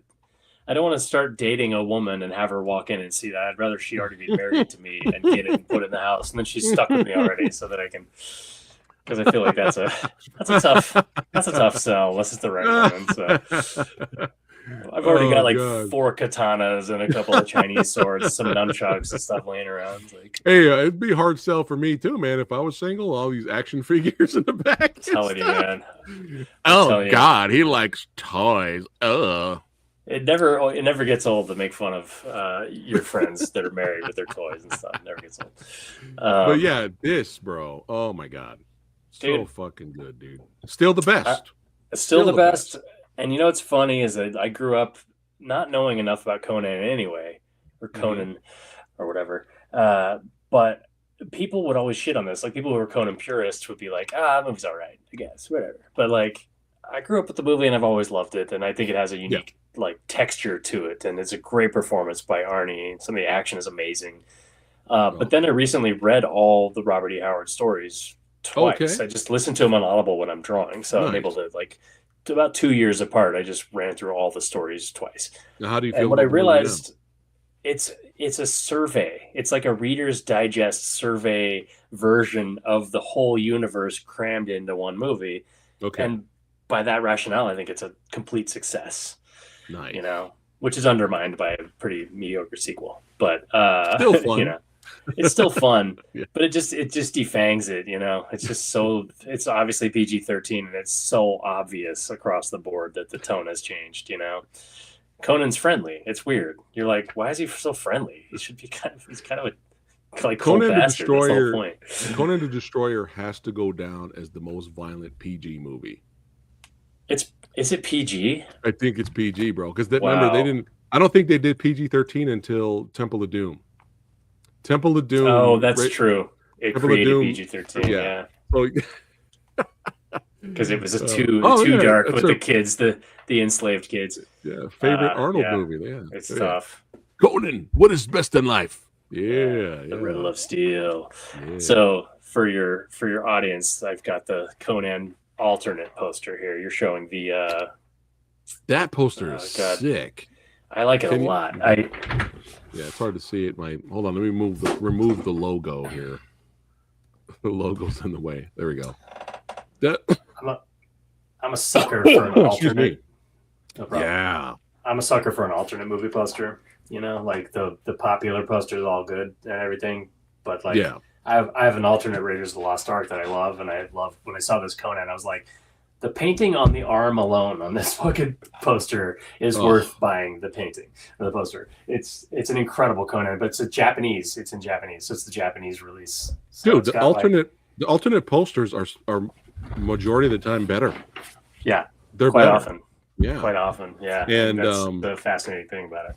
Yeah, the one we got here, I bought there was a steelbook, Blu-ray steelbook of Conan that came out, and I bought it not just because of the movie. I wanted the movie, but I bought it because of the artwork. And the artwork is this, right? Mm-hmm. But guess what's missing from this poster? He's holding a decapitated head. On yours? Yeah, well, on the steelbook. That was the original. That was the original artwork. Dude, I don't think I knew that. But for the poster, they couldn't show that, and they took out the decapitated head. Huh. But yeah, I was like, dude, he's holding a decapitated head. I'm buying that steelbook right now, dude. The other thing about this poster that you're showing is this is like the original Star Wars, the Hildebrand Star Wars poster, where Luke has Leia crouching at his leg and the the lightsaber in front of Vader's eye. Mm-hmm. It was done like without the actor's likeness, so it was actually repainted with the actor's likeness, and it's a much inferior version of the painting. This has been repeated a bunch of times with very middling results in some cases, where you're just like, why the fuck did they go back to this one? They should have just done a new painting, like had somebody. It's like, if you're going to pay somebody to paint the thing, anyway. Or keep the decapitated head. Yeah, put that back in. That's what I want. I'm so curious about that now because I have the Blu-ray and now I'm kind of curious, but I think it's a different image on the cover. Right. But the rewatching this in 4K, I'm like, dude, nobody talks about how fucking cool Valeria is. She's amazing, dude. Actually. She's a cool character. Everyone talks about Black Widow and women warriors and fighters and something. It's like, dude, that's cool and everything, but dude, fucking Valeria, go back, rewatch this movie, and Valeria is just as badass as Conan. She ends up saving their lives. She doesn't need any help. Yep. And the actress, and she becomes a Valkyrie. Dude, it's fucking dope, bro. You want to live forever? I mean, dude, no one talks about I need to do a list. I need to do a video, a list of the most underrated action female characters out there from movies. She's great. Yeah, Valeria's great. I do think the romance is a little cheesy, but that's also a sign of the times. Like the Clark Kent, Lois Lane romance and Superman with Chris Reeve is like pretty cheesy, maudlin, like over the top. And I feel like there's moments of eye contact in this movie where you're just like, okay, it's time to cut. Like, let's cut to the next scene. It's the barbaric age, bro. It's like, no, we're gonna fuck now. Let's grab. We have our mead. We have our mead and our meat, and then we're gonna be slapping meat. That's what this is. If I may quote the source material, gigantic mirths and gigantic melancholies. So that's the whole. That's the era, man. That's the era. Exactly. Have you seen? I don't know. Have you seen The Substance? I still have not watched it yet. I'm going to watch it soon. You know what? I'm gonna have both of those I have not seen yet. I just have been dancing around them, and I'm surprised because you're a Robert Eggers fan. I'm surprised you haven't seen Nosferatu. It just came down to time. Like I was trying. Like I told you, did 2 events back to back this weekend. You were before crazy, and I had a house guest in between. So it was just, and I had a book that I printed for one of those events. So it was just like the most insane couple of months leading up to that. Comics are weird. You really have to just kind of turn off a lot of stuff, It's unfortunate. Right. So a lot of times I watch a throwaway TV show like Elementary or something like that, Yeah. Thoughts on the Jason Momoa Conan movie? I want to like it. I liked him. Yeah. As the character. But unfortunately, the movie had one of the coolest openings ever. And then the rest of the movie was just like, it's a Disney movie with some blood. It's got a lot of digital trash in it, too. Because it was 3D. So bad. Yeah, I don't know. Stop with the 3D, goddammit. It's like, what's weird is like he says, what does he say? I live, I love, I slay, I blah, blah, which I hate his delivery of that. And then I read one of the books. I was like, oh, that's in the book. It's like maybe in Red Nails. It's like in one of the first major Conan stories, that exact monologue. And I was like, damn it, man. Like they even tried to hew to the source material, but the movie is just not very well directed. And it's just. No. And you get Stephen Lang as the main villain. How do you I know. That up? I don't know. Because that guy's incredible in real life. Like he's hands down. Yeah. Good. The beginning with young Conan was so good. Yeah. I mean, he came back with a bag of decapitated heads. Yeah. And I'm like, that's fucking Conan, dude. And then the rest of the movie's like, the mummy with some blood. Yeah, the whole like super powered crown thing. It's like trying to make a Star Wars movie, where you're like, well, there's got to be a Death Star, obviously. It's like, no, just make a weird, like, roving tale of this guy on, out for revenge or out for justice or to steal something or whatever. It's Conan. There's a lot of options. Yeah. I think it's Ed Brubaker. Is it Ed Brubaker? Let me see. Ed Brubaker. I want to know what this segue is. I'm trying to remember because I have several Conan graphic novels, and I'm trying to remember if it was him that wrote it. It may not have been Ed Brubaker. It's probably somebody else. Kurt Busiek. It's been those are like they're in the boxes in the garage for years, so I haven't read them yet. You know, it's been a long time. But yeah, I have a couple of graphic novels that are really good. But yeah, this is Conan to us right here. That's right. Meat, slapping meat. That's it. That's how you do it. Great, all right, next great up. Max von Sydow too. Max von Sydow. So yeah, there we go. Dude, yes. Another pick where I'm like, why aren't more people talking about this fucking movie? You've had like 5 of these already. You had like 5 of these already. Dude. I don't know why people don't know about this movie. It was right before, it was like the lull in Keanu Reeves' career between The Matrix and John Wick, and people were just like, I don't know. Yeah. But it's like in the David Ayer crime classic library, in my opinion. He's made a couple of bangers, like The End of Watch and this, and I don't know. Let's just stick with those two. Sabotage, pretty strong too. David Ayer is a really good action crime filmmaker. I feel unfortunately. Oh, I'm looking at the comments there. I feel that David Ayer has become, his career's kind of become overlooked because of Suicide Squad. Well, he made The Beekeeper. Yeah, well, he's lucky he had that. And Working Man, which I have yet to see. So we'll see. I've heard mixed things. Me too. Rick really likes it, but he's Jason Statham biased. I had some other friends go, "What the fuck happened? Beekeeper's like 1,000 times better than this movie. What happened?" So yeah, I'm happy. Beekeeper with his success, that David has some success. But before Beekeeper, I was like, dude, just because Suicide Squad got sabotaged, it wasn't his doing. No, they re-edited the shit out of it. Apparently his version got a standing ovation until they fucked it up. So I just feel like people have overlooked his movies. But Street Kings was another trailer, just really didn't do anything for me. It was really generic trailer. And then a buddy of mine, many years later, is like, "No, dude, Street Kings is legit." I'm like, "Really?" So I found it for really cheap to buy on Blu-ray, and I was like, "Dude, this movie's legit, bro. This is a legit great action movie, cop thriller."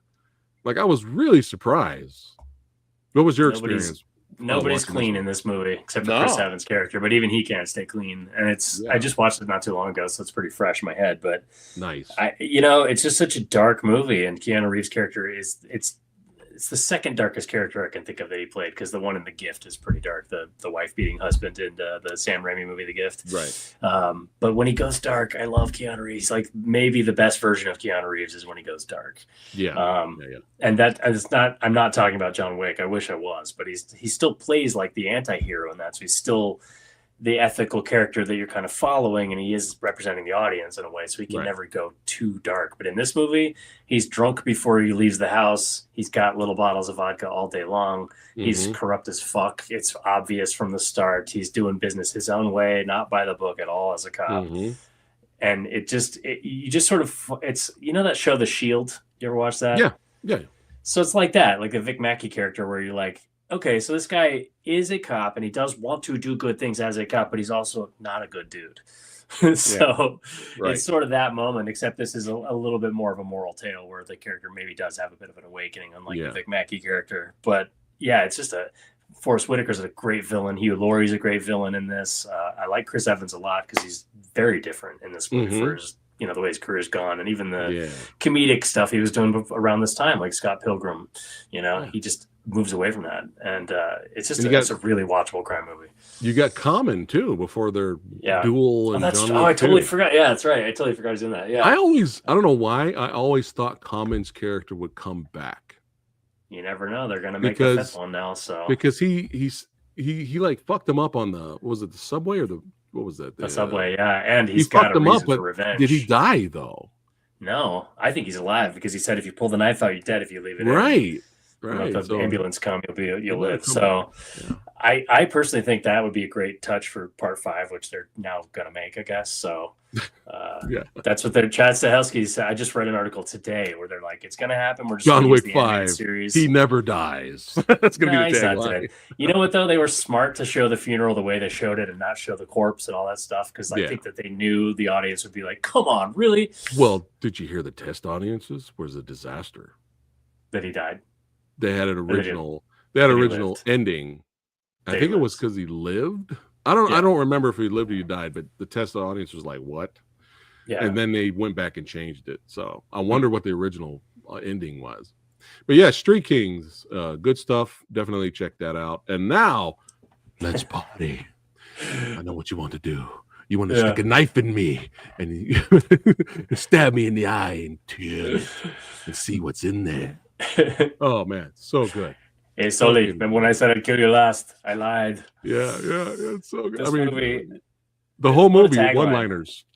Let's party is the perfect way to describe this movie, because it's like, if you want to watch the dumbest, shittiest, best B movie of all time, this is probably it. And also, it's kind of like Cocaine the movie.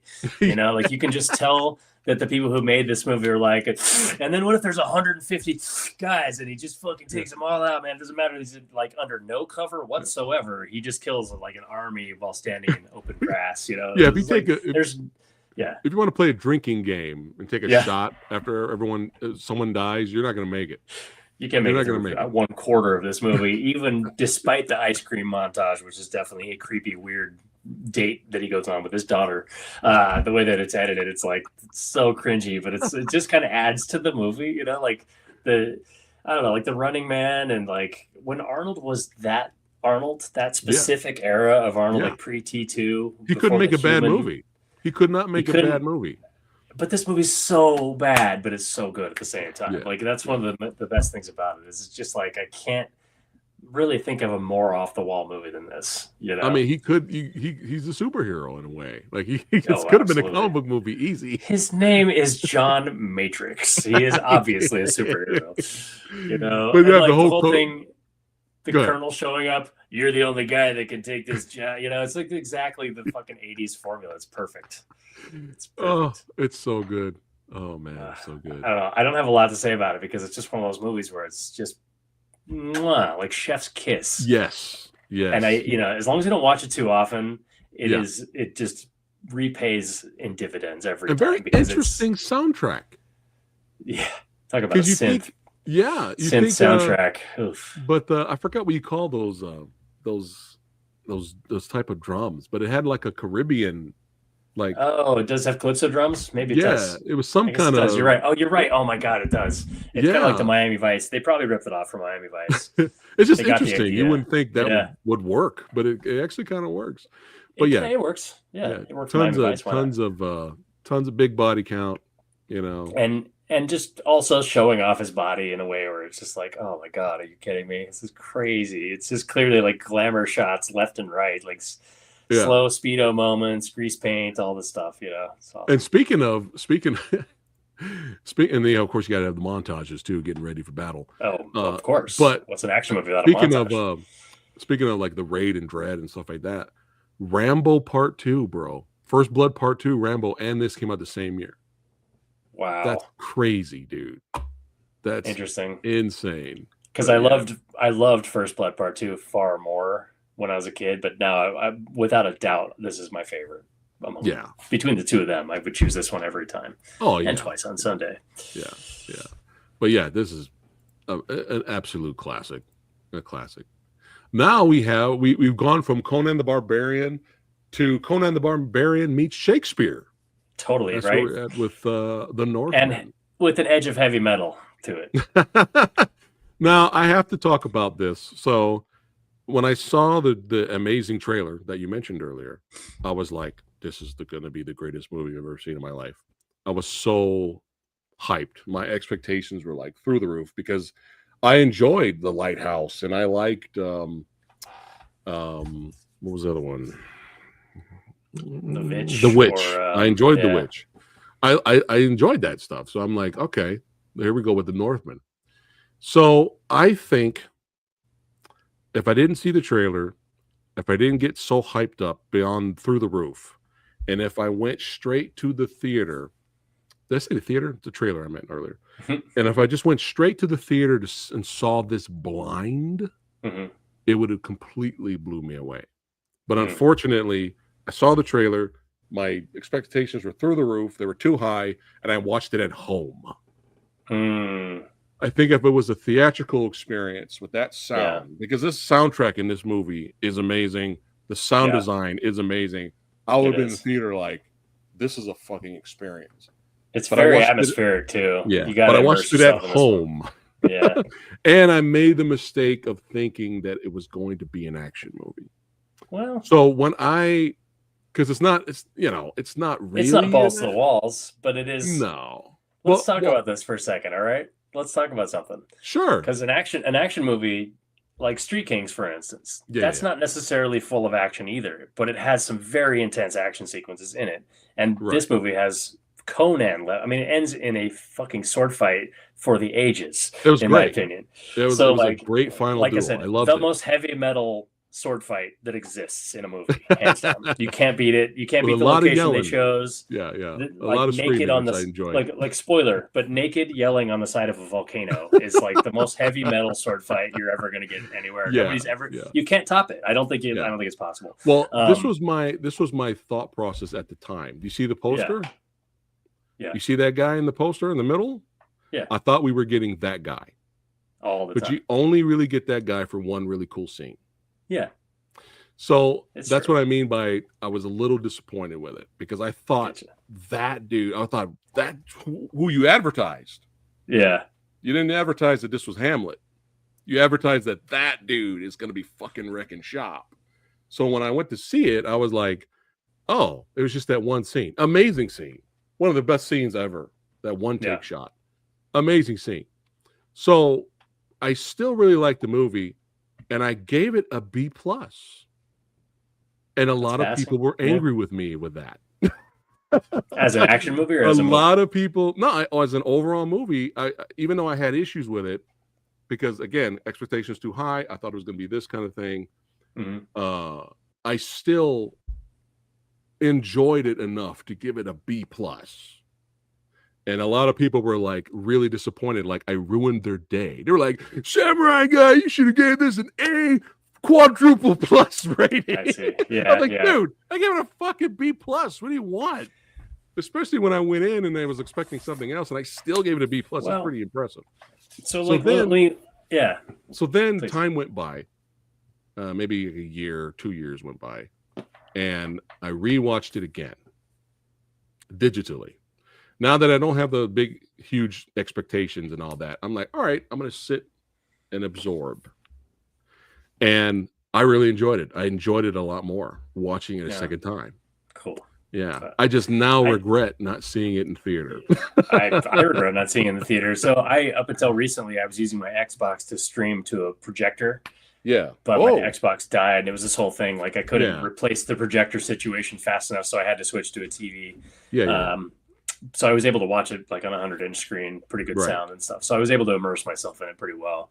Yeah. But I wanted to talk about this element, and since you talk a lot about action movies on here, because this does play out in kung fu movies too, where there's like a lot of kung fu movies have what I like to call the classic slow middle. Where there's a great fight or two up front, and then you got like this 45-minute section where there's zero action before there's maybe a training montage and then the final fight or two. And like sometimes they're interminable and really deadly to the like flow of the movie. You're just like, I'm almost done with this shit and I'm gonna fast forward. In fact, I have. But there's an element that this movie has, which is this level of tension because you know it's a revenge story. And this thing where he's haunting the villain throughout the movie. And I feel like, yes, fights are action, but like him sneaking around and spying and setting up all these traps to freak people out and stuff and creating this like spiritual evil presence and stuff also sort of qualifies as action in a story. Like when it just comes down to writing a story that qualifies as action, so it was hard for me. It'd be hard for me to put this like in drama. You know what I mean? This is still an action movie. Like it still fits in that bracket better than it fits anywhere else, I think. So Right. I don't know. That's just where I Yeah. stand on it. No, that's a great take. Like I said, rewatching it again, I like it a lot more now. And also, Bjork as the most terrifying witch you've ever seen in your life is like something to be seen, man. It's just to behold. Yeah. But yeah, great pick, Northman, and oh man, Stay Alive. No matter what occurs, I will find find you. Yeah, I haven't watched this in so long, but the last time I watched it, I remember really enjoying it. this fucking movie is so good, man. Yeah. It's just a beautifully made movie, and it's full of incredible action, but it's not really about the action, but somehow action is all around this movie. You know, like the ambush, when the natives ambush the column of soldiers when they're stupidly walking through the perfect place to be ambushed. It's an incredible ambush sequence, and like the waterfall sequence at the end, and all the knife tomahawk fights and shit. It's just incredible stuff, man.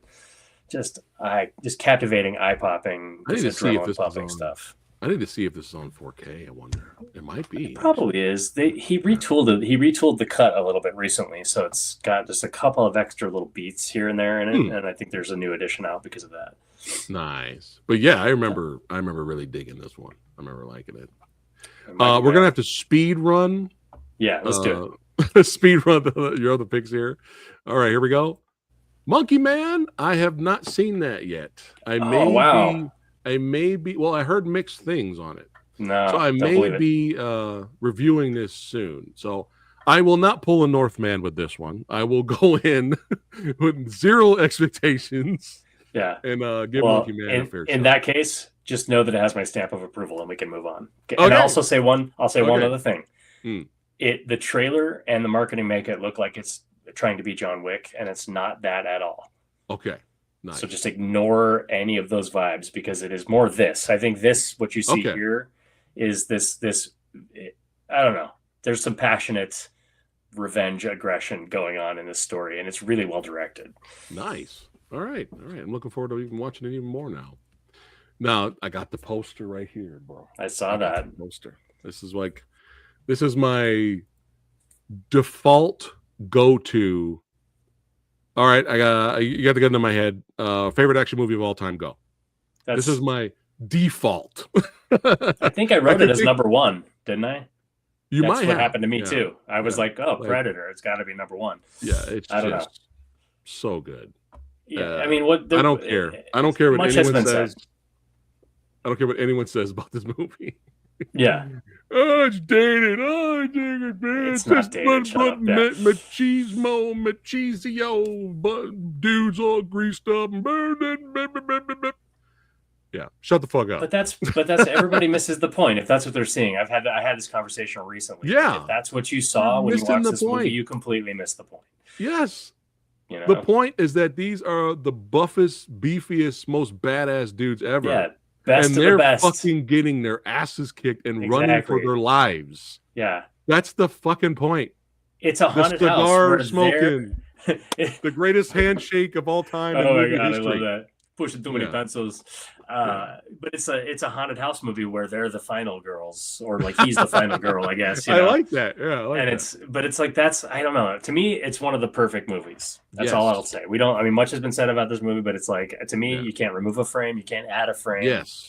The script is tight, the performance is rock, for its time, the special effects are off the chain. Like they still work. Dude, the practical effects of the Predator are still better than any other Predator movie we've had.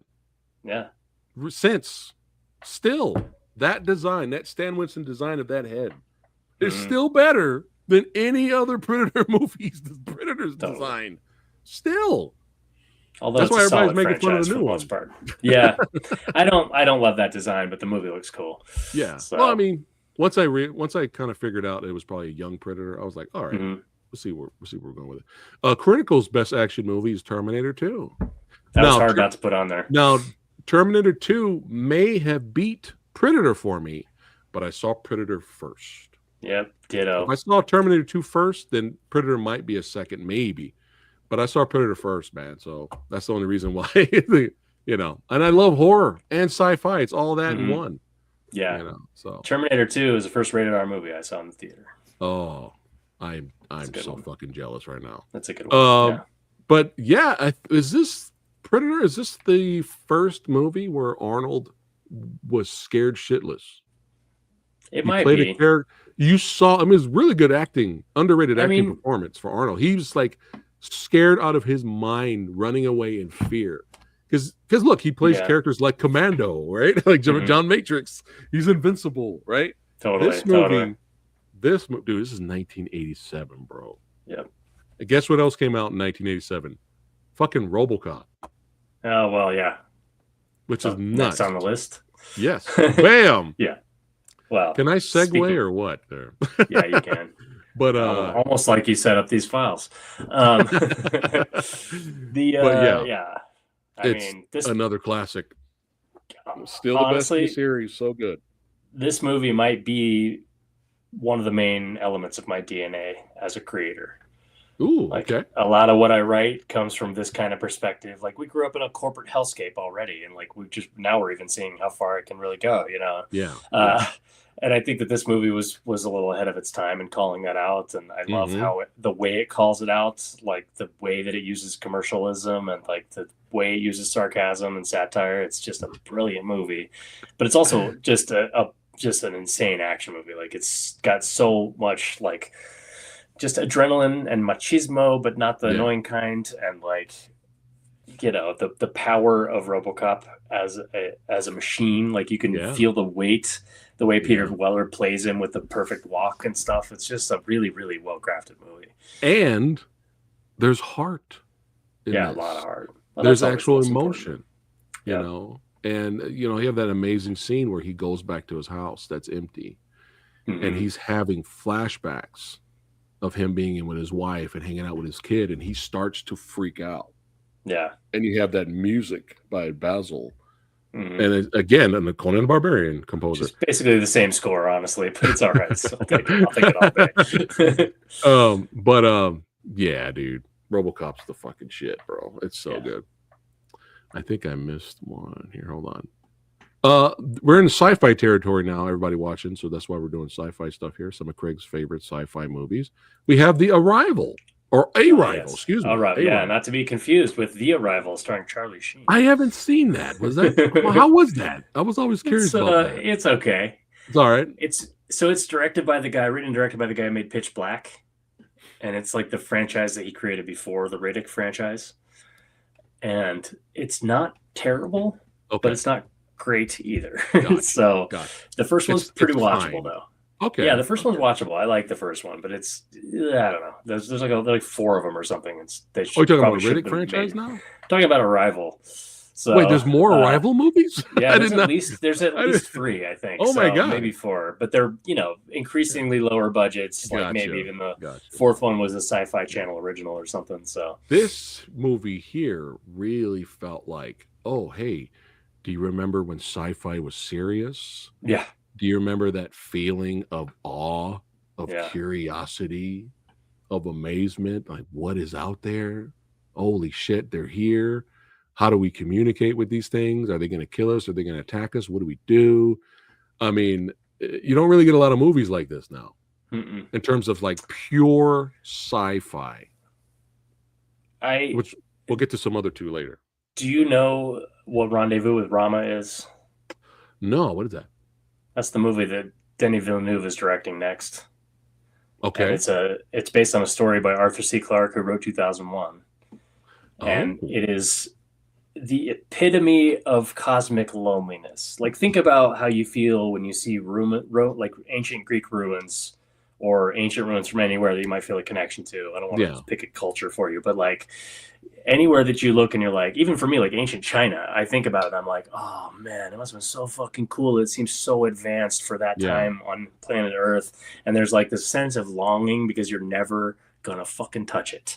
No matter how many movies you watch, no matter how much you study it, no matter how many books you read, it doesn't matter. You're never gonna be there unless they're built a time machine, obviously. Right. And so Rendezvous with Rama is the space version of that, where just like Oumuamua, that interstellar object that came through our solar system a few years ago, an object comes through the solar system and we're able to track it and we're able to visit it. So it's all about this team visiting this thing as it's plowing through the solar system super fast, and they're basically able to board it for like a day and check it out and then leave. And the whole thing is like this hibernating, semi-sentient hub for some civilization that's not there now. Like it's either going to meet this civilization or coming from this civilization, but it's not clear. But the whole thing is like just all these wondrous things are discovered in this fucking thing, and like the humans that are in it are just like, what fucking civilization must this have been? They created this. Like the literal jaw-dropping sense of awe in this story is off the chain, and it's one of the most beautiful sci-fi books I've ever read. So the reason I brought that up is that Arrival, the reason it's on this list is because just like you introduced it, honestly, it's like, do you remember when sci-fi was like this? And you speak of it in hushed tones because it changed the way you saw things. And like, that's how Arrival is, where it just has some really unique stuff in it. And it is very heartfelt and very deep. Like you have got to pay attention. You have to think along with it. And you might even need to know some shit or watch it a couple times if you don't, because it's a complex movie, but it's also not too smart. It's not like Tenet, which is maybe a little too smart for its own good, which is why I couldn't put it on this list, even though I actually love that movie. But it's like, I still haven't come back and finished it yet. It blows up your brain because you're like, I don't understand if I understand or not, you know? So, but it is, I just rewatched it because I needed to know. And have you seen an awesome movie? Megalopolis or I can't find it. Do you know they pulled it? They pulled it. Yeah. They pulled the shit out of that movie. I had like 2 weeks to try it. And I'm like, well, I waited for the price to drop on the rental and then they just pulled it. It's one of the most baffling. But my wife wanted to see it just out of curiosity. Was it for her birthday? I wish she likes to watch for that. Oh, no, we just rented it at home. But I know, but I wish I did because that was my chance, you know? Yeah. It's one of the most absolutely. Oh no, it's not a good movie, but it's so fascinatingly bad. Yeah, really. You just can't stop watching because it's so like, what are you doing? Like, and he's like smashing all these film techniques together to make something that's just a mess, right? No, yeah, it's crazy, but Arrival, good pick. Sorry, this is a funny segue. But Arrival's pretty good. I can't go into Megalopolis. I can't. Otherwise, I'll be talking forever. But Interstellar, another really good sci-fi flick. I actually bought this on 4K. I enjoyed it that much. Great soundtrack. Really underrated score. Incredible score. Underrated. It's Hans Zimmer, right? Hans Zimmer and Junkie XL maybe or something. I think it's not. Oh, maybe it's just Hans Zimmer. They pair up a lot. I'm sorry. Okay. But I don't know. For some reason, I thought it was. Yeah, I think it is just that one. Okay. But underrated Hans Zimmer. This movie is our 2001, I think, and it's really an underrated movie. But it's so scientifically tight. I mean, it gets reviews all the time by physicists. Like I just saw a headline for one like 2 days ago. Scientists call Interstellar most accurate science fiction movie ever made. Shit. Yes. Wow. Granted, the wormhole thing doesn't necessarily make sense. Like there's a lot of things that are like paradoxes. There's time travel elements in this movie that don't make sense necessarily, but they're all based on scientific theory as we know it. And like, people give Nolan shit for not being emotional. Like his movies, people call him cold all the time. Like, there's nothing emotional about it. But this is like the most emotionally overwrought movie not overwrought, but wrought. We'll say it's wrought. Yeah. But there's a lot of emotion in this movie. There's a lot of inner turmoil between characters and a lot of, emotional goals for characters in this movie. So that stuff really propels it all. Very odd performance by Matt Damon, though. That was a little weird. I know, right? Where he shows up as this fucking really just kind of head case, I guess, Odd. Yeah, but I mean, it fit the characters. Characters like it does, and I like that cameo for him because it to me, I've never been a big fan of Matt Damon, the movie star. I'm a big fan of Matt Damon, the actor. Because he's really good when he plays a character. I like that. Courage Under Fire. He's amazing in that movie, dude. Yeah. I love the robot in this movie. The robot was cool, man. Yeah. Interesting, unique take. Yeah, the visuals are great and just good shit. I can't wait to watch it in 4K now. And concepts like the black hole aging one crew member and not the other true crew members is really fascinating. There's things in this movie that cook your brain a little bit that are really fun. Yeah, I'm looking forward to rewatching it. But speaking of 4K, sometimes 4K makes the movies look absolutely gorgeous to the point where they look brand new. Mhm. Like if you watch Jaws in 4K, it looks like a brand new movie. It's nuts. I know, right? But sometimes it will enhance the bad visuals in movies and make the green screen stand out. And you're like, sometimes that happens too. But when you mentioned 2001 Space Odyssey a while ago, we watched that in 4K and I couldn't believe how great the visuals looked for a movie that old, bro. I was stunned. I was watching these visuals and I was like, this is better than some shit today, bro. Oh, by far. I mean, and I couldn't believe it. I couldn't believe how good it was. And you get a whiff of a lot of movies now of just such digital manipulation, even for talking scenes. You're like, this just feels glossy and digital. Right. And then you watch 2001 and it's just so grounded and everything feels real, even though you can kind of get the sense that maybe something is on a string here and there, but it's like, doesn't matter, man. It works so well. But even in 4K, it didn't date anything. It enhanced it. It looked even better. That movie's crazy. They're talking on iPads before iPads were ever invented. With tablets. It's cool. Love that movie. Saw that in the theater we got a little bit of horror in here now. Night of the Comet. What a fun movie, man. This is such a fun movie, man. Cult classic right here. I would love to interview the actresses. I would love to interview her. Mary Catherine Stewart. I had a crush on her when I was young, and everybody did, man. I still have a crush. But was it Last Starfighter? It was this and Last Starfighter, dude. Those two movies, right? Just that's it. Yeah. And every young boy's dream at that point, and girls too, I'm sure. Yeah, but Night of the Comet is such an odd and ridiculously fun and enjoyable, bizarre movie. Yeah, the tone is great. A little bit of horror. The tone is great. The two leads, the two lead females are so much fun. You know, to weird watch is the people getting turned to red dust and being caught inside, because they're fooling around in the projection booth of a movie theater, which is why they are the only survivors of this comet passing and turning people to either dust or these zombie rage monsters.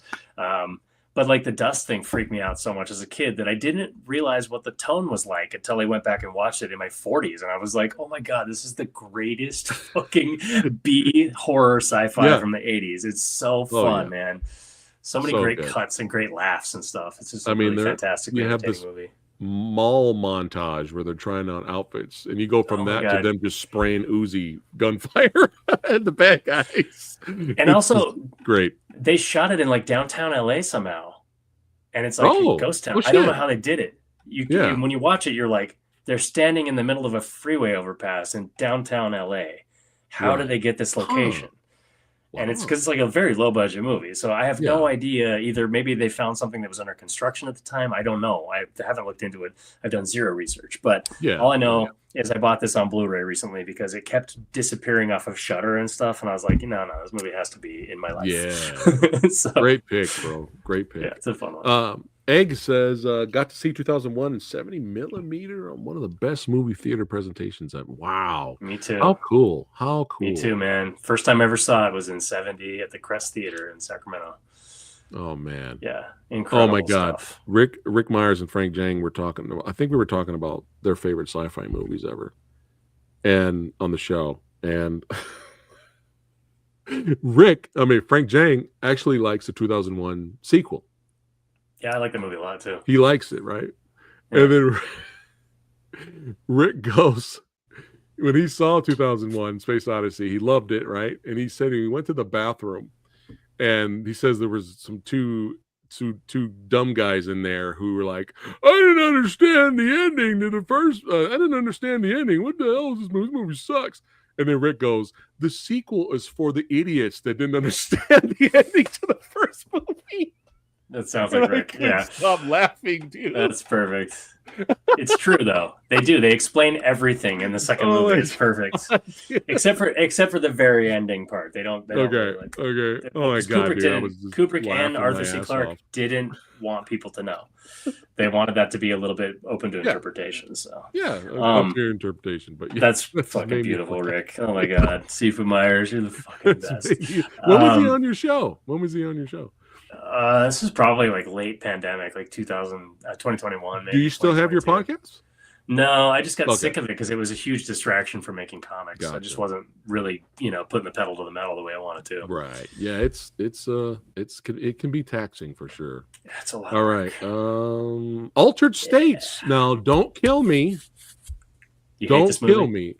Haven't seen it. No, I haven't seen it. It's been on my That's all list to right. watch it for a long time. This So. movie's ancient. It's okay to not have seen this. But But I've always it's a been pure curious about sci-fi it. movie, dude. Since you haven't seen it, I don't need to get too deep on it, but I'll just Ken say Russell did this. What? Ken Russell, so it's a bizarre ass movie. What? It plays in the same territory as my astral projection time travel story, Okay. where it's like, what can the mind actually accomplish in reality? And not to say that it influenced me in that way. I mean, maybe it did. I'm not sure. But it's a very pure sci-fi experience in that sense. Like once you sign up for the ride, if you're on board with the movie and you follow this character and William Hurt's bizarre acting, because he's always such a bizarre guy, honestly.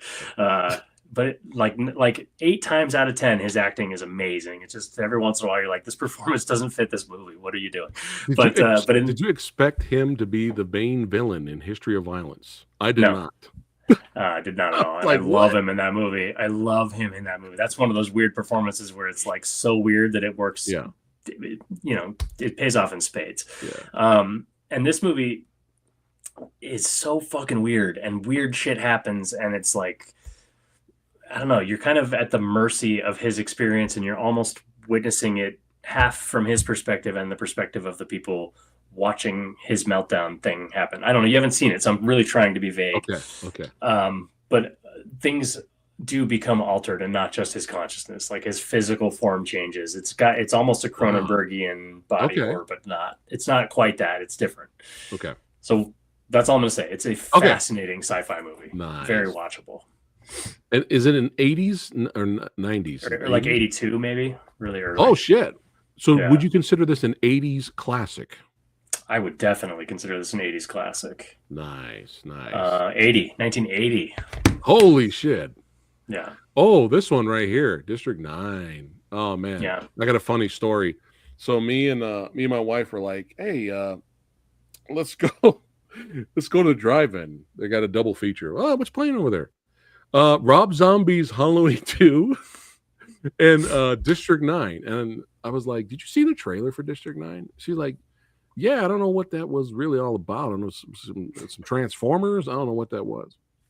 And we were like, we just went because we wanted to get out of the house and go to the drive-in. And do drive-ins still exist? I don't know. They might exist some places. But go to the drive-in if you guys have one in your area. It's fun. But we went and absolutely hated Rob Zombie's Halloween 2. Yeah. Hated. I was like, this is fucking terrible.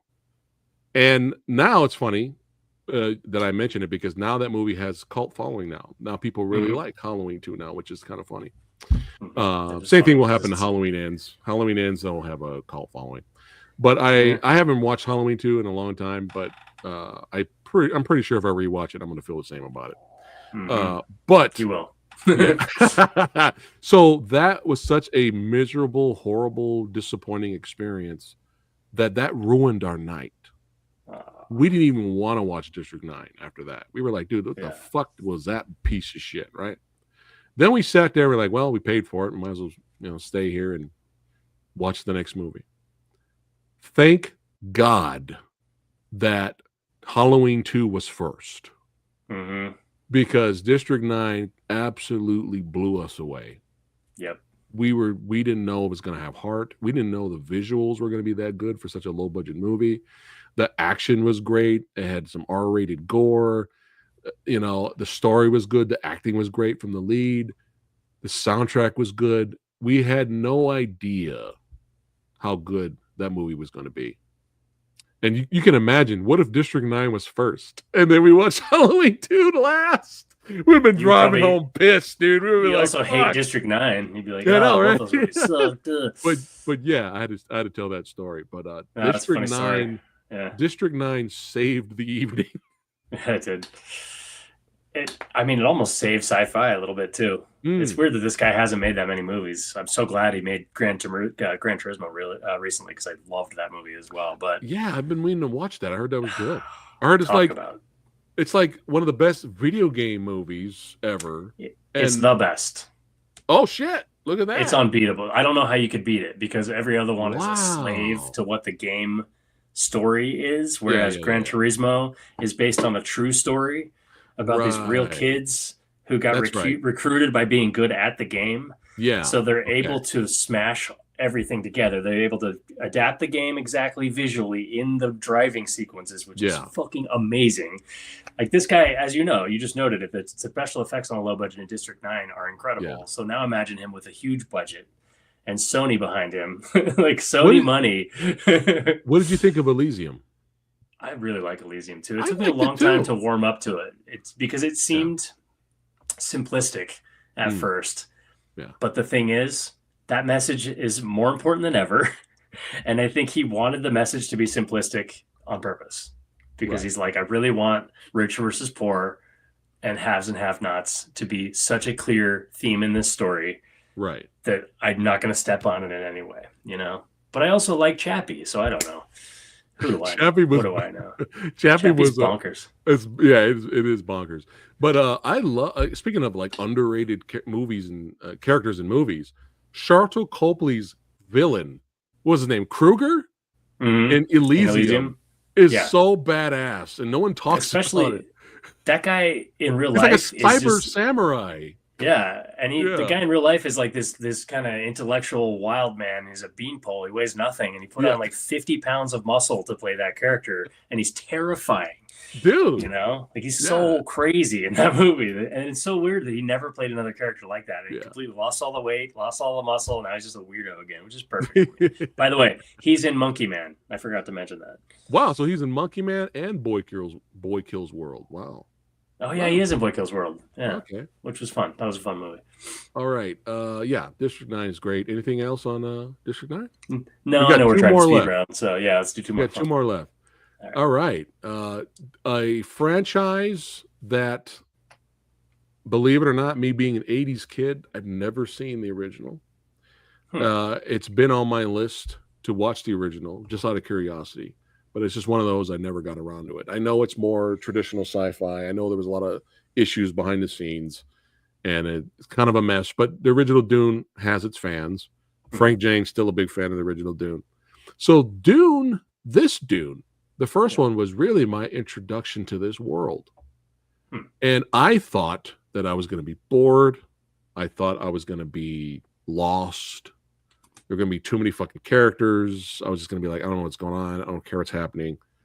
And I was really surprised how much I liked the first Dune. Yeah. I was really surprised because I knew it was going to be a slow burn. You know, I knew it was going to be a slow burn sci-fi movie. So I didn't go into Dune expecting tons and tons and tons of action. You know what I mean? Mm-hmm. So I liked it a lot more than I thought I liked it. And then Dune Part 2, I loved the hell out of that movie too. I was really surprised. I have both of these movies on 4K. Really surprised. Yeah, really surprised. Yeah, I just rewatched these because I had only seen the second one once, and so about a month ago, I just sat down and gave myself the 4 or 5 hours or whatever it is, and it's a very satisfying couple of movies. And I am a fan of the Lynch movie because I like the book and I like the Lynch movie and grew up with it. I'm being visited by a cat right now. It's all good.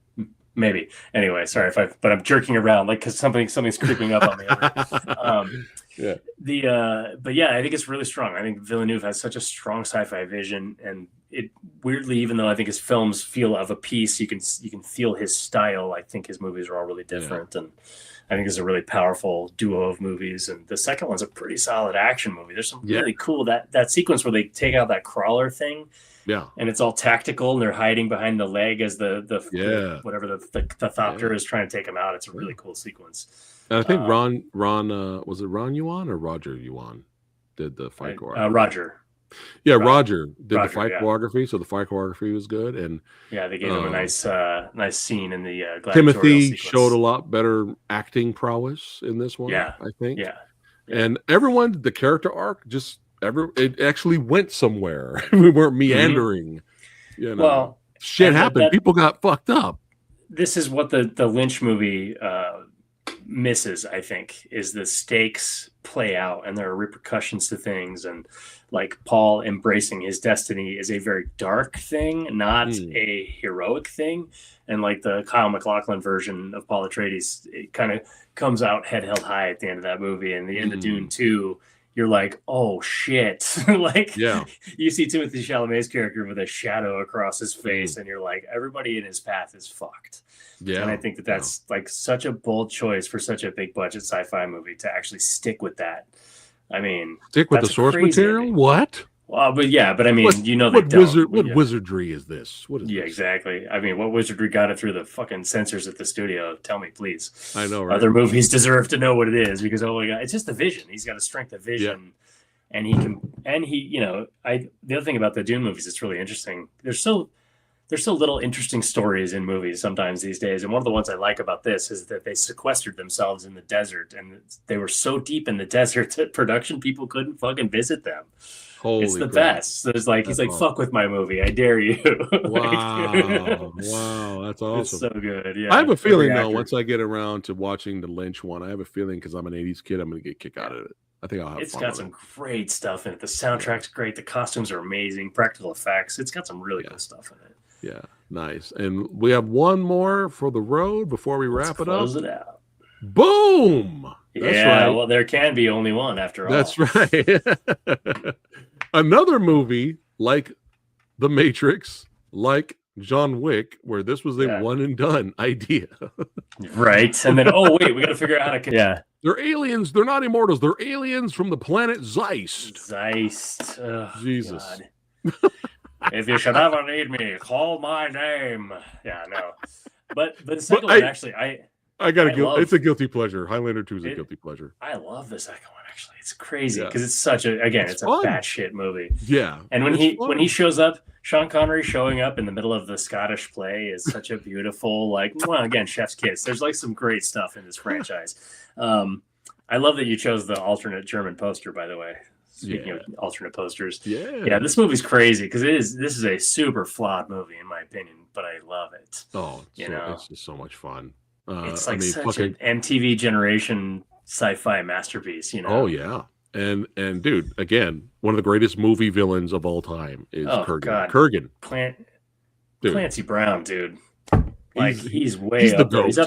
He's up there with Keith David and James Hong, because he'll pop up in something and make the thing 50 times better just by having 10 minutes in the movie, Yeah. So he's so good as Kurgan. I got something to say. It's better to burn out than to fade away. Yeah, man. And the the Queen soundtrack is so good. Yeah, man. There's some amazing songs on the soundtrack. So I don't know. It's just I've been wanting that Kurgan sword forever, but I can't. I keep coming across bootlegs, something's not right or something. I never knew what to make of that sword as a kid because it's such a sci-fi sword. But if you think about it, maybe Kurgan knew they were from Zeist.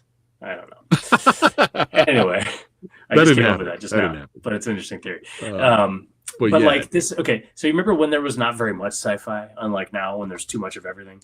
Yeah. So this was one of those movies where even though it's flawed, if I saw this now, I'd be like, that was all right. It's got some good ideas in it. But what the fuck? This movie's crazy. It's got some really just stupid moments too. But when there's so little sci-fi like there was back then, you see this movie and you're like, oh my God, the imagination level of this movie is off the chain. There's no other movie like this movie. No, even still, this, I don't know why this director doesn't direct more still. He's still makes something occasionally, but Russell Mulcahy is a weirdo. Concept of the immortals and they can sense each other, and then they fight. They're forced to play this game. They fight. They take each other's power, and then you win the prize at the end. What was the prize? It doesn't matter. We don't know. It kind of changes from season to season of the show, and from movie to movie. You think he can have kids now, or wait, no, that's not it. No, he's mortal now. Wait, hold on. He can adopt kids in the third movie, though. That's what it was. He adopted. By the way, I love the third one. The third one's pretty cool. Fun. Like just sort of like samurai movie with Wesley with Mario Van Peebles as that's just insane. Still not on Blu-ray, bro. It's still not on Blu-ray. It's weird. You can at least rent it on digital though. I have it on my Fandango account. The director's cut, right? The R-rated version. No. Oh God, I've never seen that cut. That'd be cool, actually. That's what I have on DVD with all the decapitations in it and everything. You know what though? Henry Cavill Highlander is on the way from Chad Stahelski. So all the old Highlander stuff. I would be surprised if that sucked. Me too. I would be. There's no way it's going to suck. I mean, maybe it won't be the best movie ever, but the combat's going to be incredible. So yeah. But yeah, this is great. Great soundtrack. Great fun visuals. And the end finale duel is legit though. The end finale fight duel where they fight on the rooftop. They take down the neon sign, the Silver Cup sign. Yeah. Then they fight. They fall through the building, and then they fight there, and it's all dark and silver. I mean, dude. Highlander. I remember when I was in New York City and I drove by Silver Cup, and I was like, "Hey!" yeah. But yeah, man, great picks, wonderful picks. This guy knows his shit when it comes to movies and comics. That's right. And hey, man, this was a blast. This went to 3 hours. A blast, man. I know, man. But this is what happens when you're talking movies, bro. This is what happens on the channel. Go Epic or go home. We keep going. Yeah. Well, to be continued on another one. We'll try not to do 3 hours next time. This is your second home now. Yeah, we're gonna go for 5. Yeah. But yeah, this is your home, second home. And you're always welcome to come back. And maybe when you come back, I like to do that fight reaction with you from Buddhist Fist. We'll figure that out. But when you come back, maybe we can do a top 10 or 20 comic book movies list. Oh yeah. Because I'm sure you have a lot to say. And let's make it better and more fun. And let's add stuff outside of Marvel and DC as well. Oh, I probably wouldn't pick any Marvel or DC. Oh shit! That list, so. Look at that. We're gonna have 2 fun lists. I put The Shadow with Alec Baldwin on my list before almost any Marvel and DC that I can think of. So except maybe James Gunn. I'll give James Gunn a shot. Maybe we'll see. At that. To be continued in the future. Shout out to The Shadow. Look at that. I enjoy The Shadow. But yeah, man, thanks again for being here. Don't go anywhere. Dude. All you guys watching, hey, click on those links below. Follow my man Kraig on the socials. Check out his amazing work. Buy all those graphic novels. Get those prints. Come on, that awesome Spawn print. No one's bought that yet. Y'all need to go purchase that. That's right. And thank you, Egg Shin, and everybody for watching. If you enjoyed yourself, don't forget to like, share, and subscribe. The old samurai guy, right? Follow the Movie Dojo podcast right here on YouTube and on Spotify. And got some good stuff coming up next week. And stay tuned. And see you on the next one. Keep watching movies. Don't go anywhere, Kraig. But I'll see you guys on the next one. Take care. Thank you.